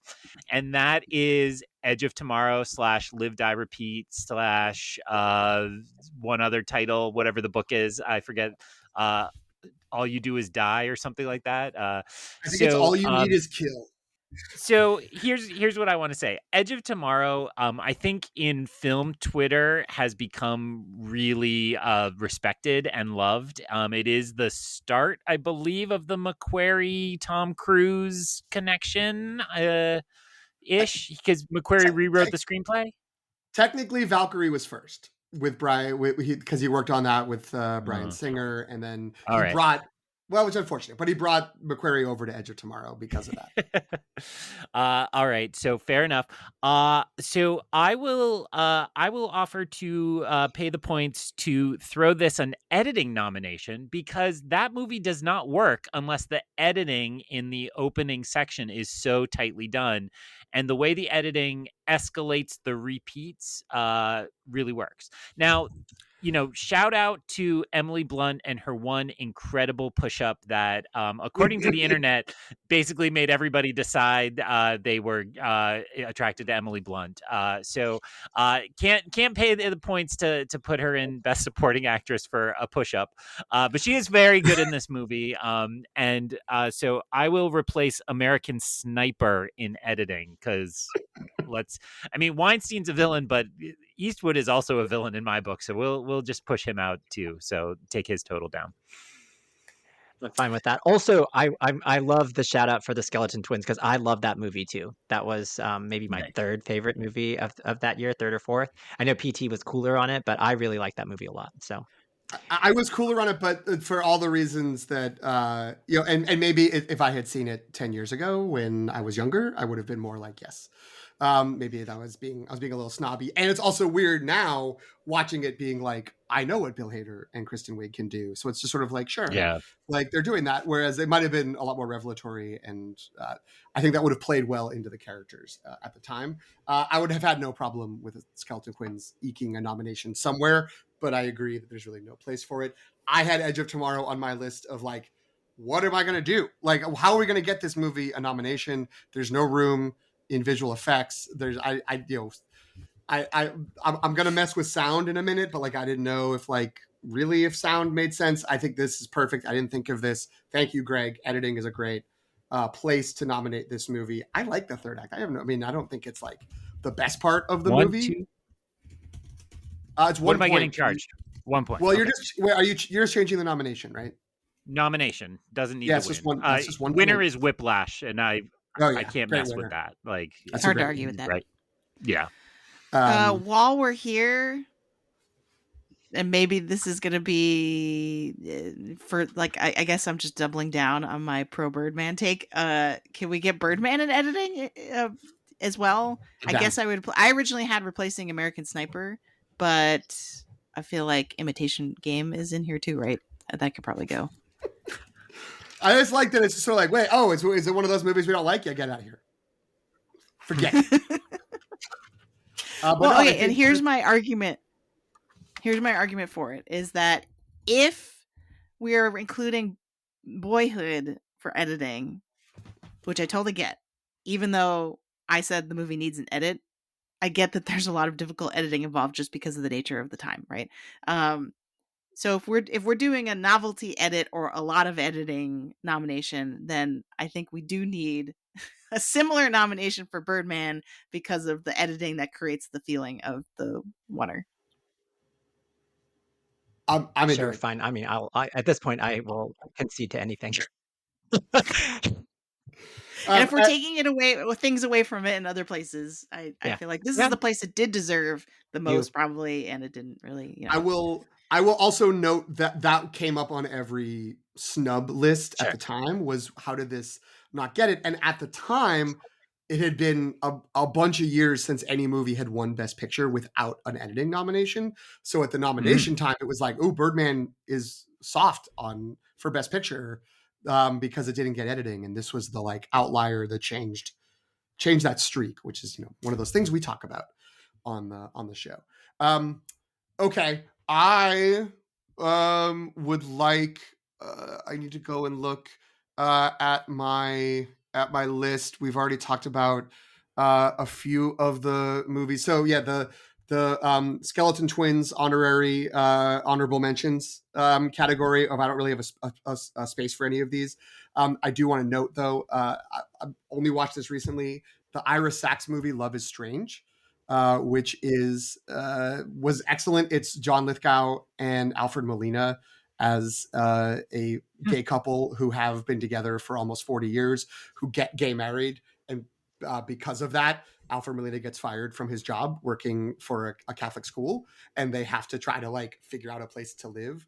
And it's, not some, big rip roaring story. It's if you watched Passages, which is Ira Sachs' most recent movie, you can kind of understand the sort of the vibe, the temperature of it. The characters are all sort of good and well intentioned. There's no like Franz Kowalski, is that his name? That the main character in Passages, it was just such a jerk to everybody. Like everyone's trying their best and being very nice. Very nice movie. I would love to try to get it into screenplay. Both Lithgow and Molina would be worthy of nominees. I don't think there's space for it. This year also had Only Lovers Left Alive, which is absolutely incredible. That's a great movie for those who haven't seen it. Tom Hiddleston and Tilda Swinton as vampires. I will also say our beloved, or at least my beloved, John Wick came out this year. No space really in the Oscars for that. But I have one. Oh, okay. I wanted John Wick. John what? Palm Best Dog. Oh, yes. Let's go. Can we do a version of this episode for the Palm Dog? Anyway, my thing that I had on my list was production design. Okay. I think it easily beats out a bunch of movies that are in there. I love it. Like to me, Grand Budapest Hotel is the only one that's like a no-brainer. Right. That it should be in there. Imitation Game, I guess they did make all those giant old-timey computers. Sure. So I'll give it that. Into the Woods, I guess, is a musical, though I don't really remember the production design. Get so that. I'm okay with that. I'm okay with that going. I didn't see Mr. Turner. Interstellar, we haven't talked about it all, and I think there's probably a reason for that maybe we don't want to get into. But, like, I don't know if you can call it production design if it's just in space. Like, but I think that one is harder to argue against. Well, so there's planets. It would really. Yeah. There's the Dust Bowl. Yeah, so super cool robot too. That's literally all I remember from Interstellar. Okay. So I guess Into the Woods and I don't know enough about Mr. Turner. I don't know what Mr. Turner is. Mr. Turner does look incredible. I only just watched it. That looks incredible. It deserves the production design nomination. Okay. So Into the Woods. So I'd say John Wick for Into the Woods. I love it. Sorry, Meryl Streep. Sure. Well, all right. Since we are, I love that John Wick got in. Thank you. Since we are kicking around Into the Woods, I'm going to kick it one more time. So I was so excited about Rene Russo, I forgot I did have someone lined up for the Best Supporting Actress to replace Meryl Streep. And it's someone who had 3 incredible performances this year. So I'm glad to get them in for one of them. She was, again, one of the leads in Only Lovers Left Alive as a vampire. She was the evil villain lady in Bong Joon-ho's Snowpiercer. But I think we can nominate her in supporting actress for the Grand Budapest Hotel. It's Tilda Swinton replacing Meryl Streep. She's great in Grand Budapest. And again, give it to her for the whole year. She had this like range of performances. And, I'm not going to change the winner. Patricia Arquette, incredible. I just want the nomination for Tilda. I like it. I love Meryl Streep, but again, I will concede to anything. I don't remember anything about Into the Woods. I'm familiar with the show. Like I'm familiar with the musical, but I don't remember anything about the film. No, I didn't watch it. I couldn't. So it's fine. It was bad. I remember watching it. I just don't remember what was in it. My memory is it was bad. I didn't have a good time. I mean, Meryl Streep's very good. Like, she's not doing anything bad, but like, you know, people mock the Florence Foster Jenkins nomination for like, okay, we're just giving Meryl anything at this point. But having not seen Florence Foster Jenkins, just seeing the trailer for it, I was like, that movie doesn't look very good, but she's doing work. I don't even recall her like being like a particularly memorable character in Into the Woods beyond it being Meryl Streep and she was singing. It's like, okay. But yeah, I didn't care for Into the Woods, but I also don't particularly care for musicals. So that's fine. Okay. The other movie I wanted to focus on, which I may be the only person who has seen it, or certainly the only person, maybe the only person who cares about it, is Jonathan Glazer's Under the Skin. Has anyone else seen this movie? Am I the only one here? I may have to look to check. So it's this very it's very like, in my mind, pure cinema, but also potentially very boring. It's Scarlett Johansson as an alien. I guess the book it's based on makes it very clear that she's an alien. There's a lot of things that are not clear in the movie, but she is a creature that puts on the skin of a dead woman and travels around the Glasgow region of Scotland, Glasgow and the surrounding regions, picking up people and then like luring them into a lair where they just sink into a black abyss and get turned into some sort of something that gets put on an assembly line and sent to what, again, presumably a spaceship. Very strange, very odd. If you know, for everyone here, I believe, saw The Zone of Interest, that sort of very kind of patient, slow, observing filmmaking, almost like, you know, eavesdropping on characters, is a big part of this. A lot of the actors or a lot of the performances are non-actors. It was just like hitting cameras in Scarlett Johansson's van and her driving around and seeing like what men would talk to her and try to like pick her up, and then her trying to like, you know, actually get them to agree to get into the van. And then they would explain like, are you willing to get naked and sink into a floor of black goop for a movie? And like enough of them said yes to end up in the movie. And it's super interesting and engrossing. It's not surprising a lot of people watched it and were like, this is both boring and really weird and kind of dumb. But there's all kinds of interesting things about like what empathy and humanity and the gender politics of it. And again, like Jonathan Glazer gets his rewards down the line. So I don't think, you know, he needs anything too extreme here, but I would like to get it in for 2 nominations. One for best score, which is Micah Levy did the score. That's sort of like very kind of sparse. That's similar to when you hear music from Zone of Interest. Sparse, sort of synthy, but also string, like a viola, I think, is the dominant score. Similarly used, replacing our old friend, The Imitation Game. But Alexandre Desplat's going to win this year. He doesn't need 2 nominations in the same year. Like, he's fine. He's going to win for Grand Budapest. So, you know, that's okay. Like, let that go. And then I would like to also nominate Under the Skin for Best Sound Mixing. This is the era where we had, I think I said this earlier, we have 2 sound categories. Sound editing is the generation of sounds, and sound mixing is how they get layered in together. And the layering of the sounds sort of recorded live, sort of in this sort of verite style, with the sound effects that get placed in, especially when things get weird and bonkers, plus the score. That layering is part of what makes the movie work. So these are my 2 under the line 1 point changes, which I always feel weird making, always the 2 times we've done this, because it's like, actually, maybe I don't know what I'm talking about, and the technicians who were voting for this knew better. But I just feel like this was an underseen movie at the time, and that looking back, people would be like, oh yeah, maybe that deserves a little love. I did a Google image search for this movie, and once I saw Scarlett Johansson in the fur coat, then I remembered the movie. I was like, oh yeah. So yeah, I have no problem with this. I think that this is a good pick. Okay. I'm fine with it. Antonio, just happy to be here now, with his wins. Wait, what are we replacing? Oh, sorry. For sound mixing. Best sound mixing, I'm replacing Unbroken because whatever about Unbroken. I saw that when it came out and I didn't really care about it. It has a sound editing nomination and it has another bullet. Like it would end up with 2 nominations instead of 3. Oh, it has cinematography for Roger Deakins. Back when this is still when Roger Deakins was the Diane Warren of cinematography, and they were nominating him every year.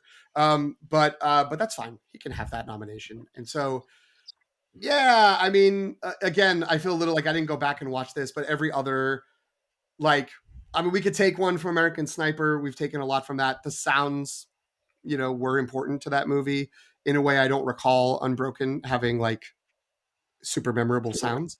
So yeah, that's what I was going with, was replacing Unbroken. All right. So did we do it? I think we've done it. I think, Jen, that you made a good point. I think the movie that like people might be the most like, why didn't you talk about that more, is Interstellar, which I did rewatch and I enjoyed better this time. But it's still like, I had it. I was like, yeah, it's like the Skeleton Twins. It's fine.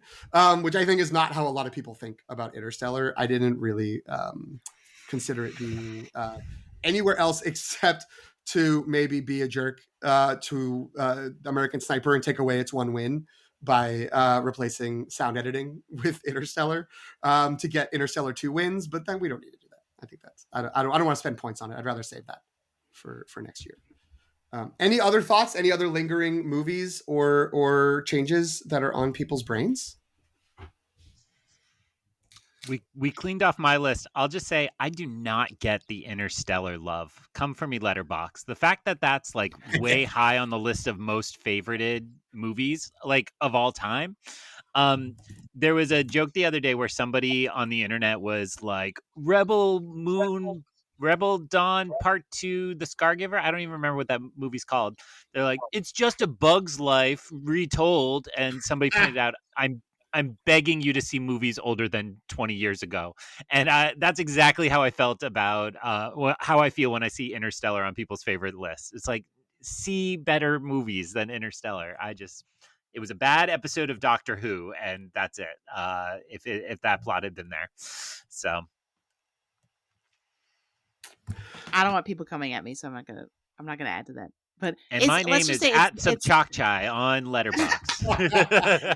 It's like I think it's fine. I am also confused why it has such a, because I think in particular over the years my students have, less so now, but there was a period where everyone was like Interstellar was their favorite movie. It was like the game-changing, life-changing movie for them.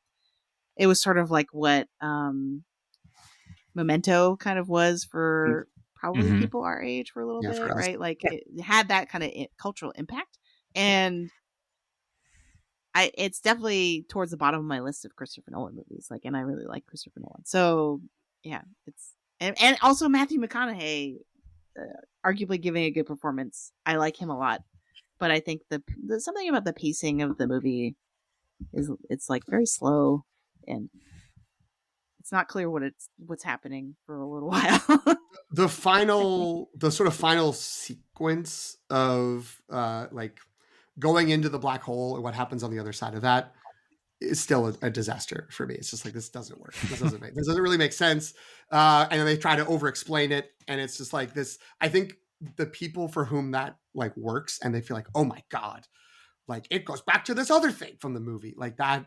I think there's, if you see this movie when you're like 14, you might be like, this is incredible. And I just think we may have, like Greg was saying, we may have seen too many better movies that handle that sort of thing. Many of them done by Christopher Nolan. That it's just sort of like, oh, like I don't really know about that. I also think the sort of world building of that movie was just like, we stopped listening to people who like science and technology. And I think a lot of kids who feel like they're going to be successful in the tech industry are like, yes, this is the future we need to be careful of. We need to listen to Elon instead. And that's what we have to do. And that's, okay. Like that's, I get it. So we review what we've done. If you can remember. Yeah, go ahead. I wrote it down. I can't remember, but okay, good. I wrote it down. Generally from below the line up to the top. We changed in sound mixing a nomination, Under the Skin, replacing Unbroken. I did that. That cost me 1 point. We also changed best production design. We are nominating John Wick, replacing Into the Woods. That was Jen, also 1 point. Animated feature. We have the Lego Movie being nominated instead of Big Hero 6, which is 1 point. And then we have Song of the Sea replacing the now absent Big Hero 6 as the winner, which is 2 points, 3 points total for Jen. She couldn't wait to make that change. In score, we have a nomination, Under the Skin, replacing The Imitation Game. That was me, for 1 point. Best editing, we have 2 changes there. We have Edge of Tomorrow replacing American Sniper. That was Greg for 1 point. We have Birdman replacing The Imitation Game. That was Jen. 1 point. Our one conciliatory move towards Birdman, who's otherwise really gets his teeth kicked in during all of this. Okay, best adapted screenplay. We changed a nomination. Gone Girl replaced American Sniper. That was Jen for 2 points. We have a winner, Whiplash replacing The Imitation Game, winning the category. That was Antonio for 4 points. For best original screenplay, another win change. Grand Budapest Hotel replacing Birdman. That was Greg for 4 points. We have in acting, supporting actress, a nomination change. Tilda Swinton for the Grand Budapest Hotel, replacing Meryl Streep in Into the Woods. That was me for 2 points. In we didn't end up doing anything else in supporting actress, but in best actor, hat trick changes in the nominations. Miles Teller replaced Bradley Cooper. That was Jen for 2 points. Somehow Jen got the Bradley Cooper hate bracelet this time. I did feel bad about that. Ray Fiennes replaced Benedict Cumberbatch. Ray Fiennes in the Grand Budapest Hotel, I should say, replacing Benedict Cumberbatch in The Imitation Game. That was Greg for 2 points. And then David Oyelowo in Selma replacing Steve Carell in Foxcatcher. That was me, also for 2 points. And then, of course, well, I should say in the Best Director category, there was a nomination change. Ava DuVernay for Selma replacing, let me make sure I have his name right because I didn't write it down in the document, Morton Tildum for The Imitation Game. 2 points for me. And then our big changes in both director, Richard Linklater for Boyhood replacing Alejandro G. Iñárritu for Birdman, and then Best Picture, Boyhood replacing Birdman. Both of those were Antonio. Those was a total of 10 points for those changes. So I have it as totals that Antonio, you spent 14 of your 18 points. Greg, you spent 7 of your 10. Jen, you spent 9 of your 11, and I spent 8 of my 10. So Jen, you'll have 2 points. Next time, Greg, you'll have 3. I will have 2. And Antonio, after making crazy changes, will still have 4 additional points next time. So that's what he gets for doing really stocking them up last time. How do we feel? Really good long-term planning. Yeah. I feel amazing. First of all, thank you all. This was an example of like a year of Oscar trauma, because like I loved this movie so much and really didn't want this one to win. This one stung. I remember, like some of those ceremonies when you walk away and you just feel bad, and I just felt bad because like this Boyhood did win director and picture at BAFTA, right? So there was it was a close race. And so this made me feel really good, and I know that like. For Jen and Greg in particular, I know that it wasn't like your favorite movie of that year, and Jen in particular really wasn't like totally your cup of tea. So I really appreciate you doing this, and I'll have your back in years to come. I promise. So thanks. I think this is really. I think we've done well. I don't know. I'm over it. Despite my feelings about Boyhood, I feel like the changes we made make a lot of sense.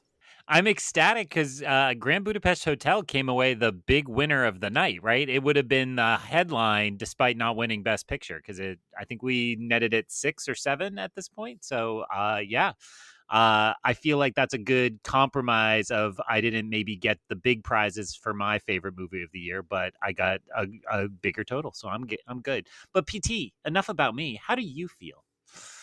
I feel very good. I think that your Grand Budapest. I think it's up to 5 wins now, but it got a couple additional nominations. I think, or at least one additional nomination. So I think it's the big winner of the night numbers wise, with Boyhood and Whiplash sort of having a more above the line love perhaps, but and obviously Boyhood getting the picture and director.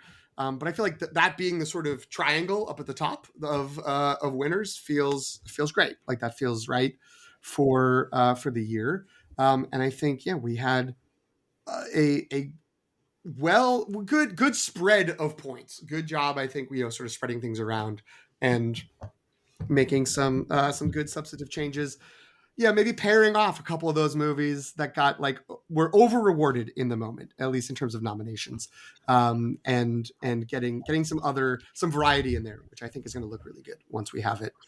I'll set up the tables and everything. So again, looking forward for the next time we do this, just real briefly, that's the Spotlight year, which the Spotlight surprise winner for Best Picture, The Revenant, the other seeming like big kind of powerhouse at the top for it gets director, it gets actor for Leonardo DiCaprio, Brie Larson, Best Actress for Room, surprise win Mark Rylance in Bridge of Spies, and then Alicia Vikander, who absolutely should have won Best Supporting Actress that year, but not for The Danish Girl. There's a different movie she should have won it for. We'll probably talk about that.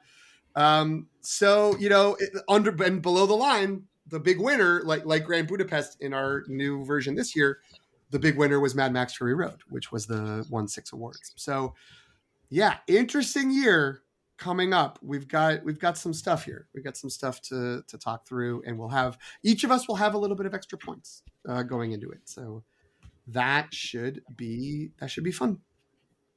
Nice. All right. Well, I'm glad we decided to do this a second time and now it's a regular thing. This is really fun. Thanks everybody for making it fun. Antonio, where can folks find you on the internet? People can find me on Letterboxd at Aelefano, AELEFANO. Greg, where can they find you? I am on Letterboxd at Ion Cannon, EYEONCANON, as well as Instagram and Threads. PT, where can people follow the podcast? Well, they can follow the podcast on Instagram or Threads at The Long Take Review, or they can follow us on Letterboxd at LTR Pod. They can also just subscribe wherever they get their podcasts, wherever you're listening right now. You can just subscribe. Why not leave a rating? Why not leave a review? That would be wonderful for us and help further increase our visibility. Jen, where do folks find you? They can find... We've really honed in on radio voice for this ending. I like it. Folks can find me on Instagram and Threads at Sopchockchai, SOPCHOCKCHAI, and on Letterboxd at Qui-Gon Jen.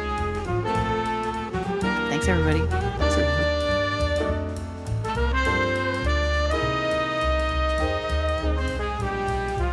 Thanks for listening. You can follow The Long Take Review on Substack at thelongtake.substack.com. Subscribe for free to receive new podcast episodes, as well as written reviews of films with Oscar buzz and new films and series from pop franchises like Star Wars and Marvel.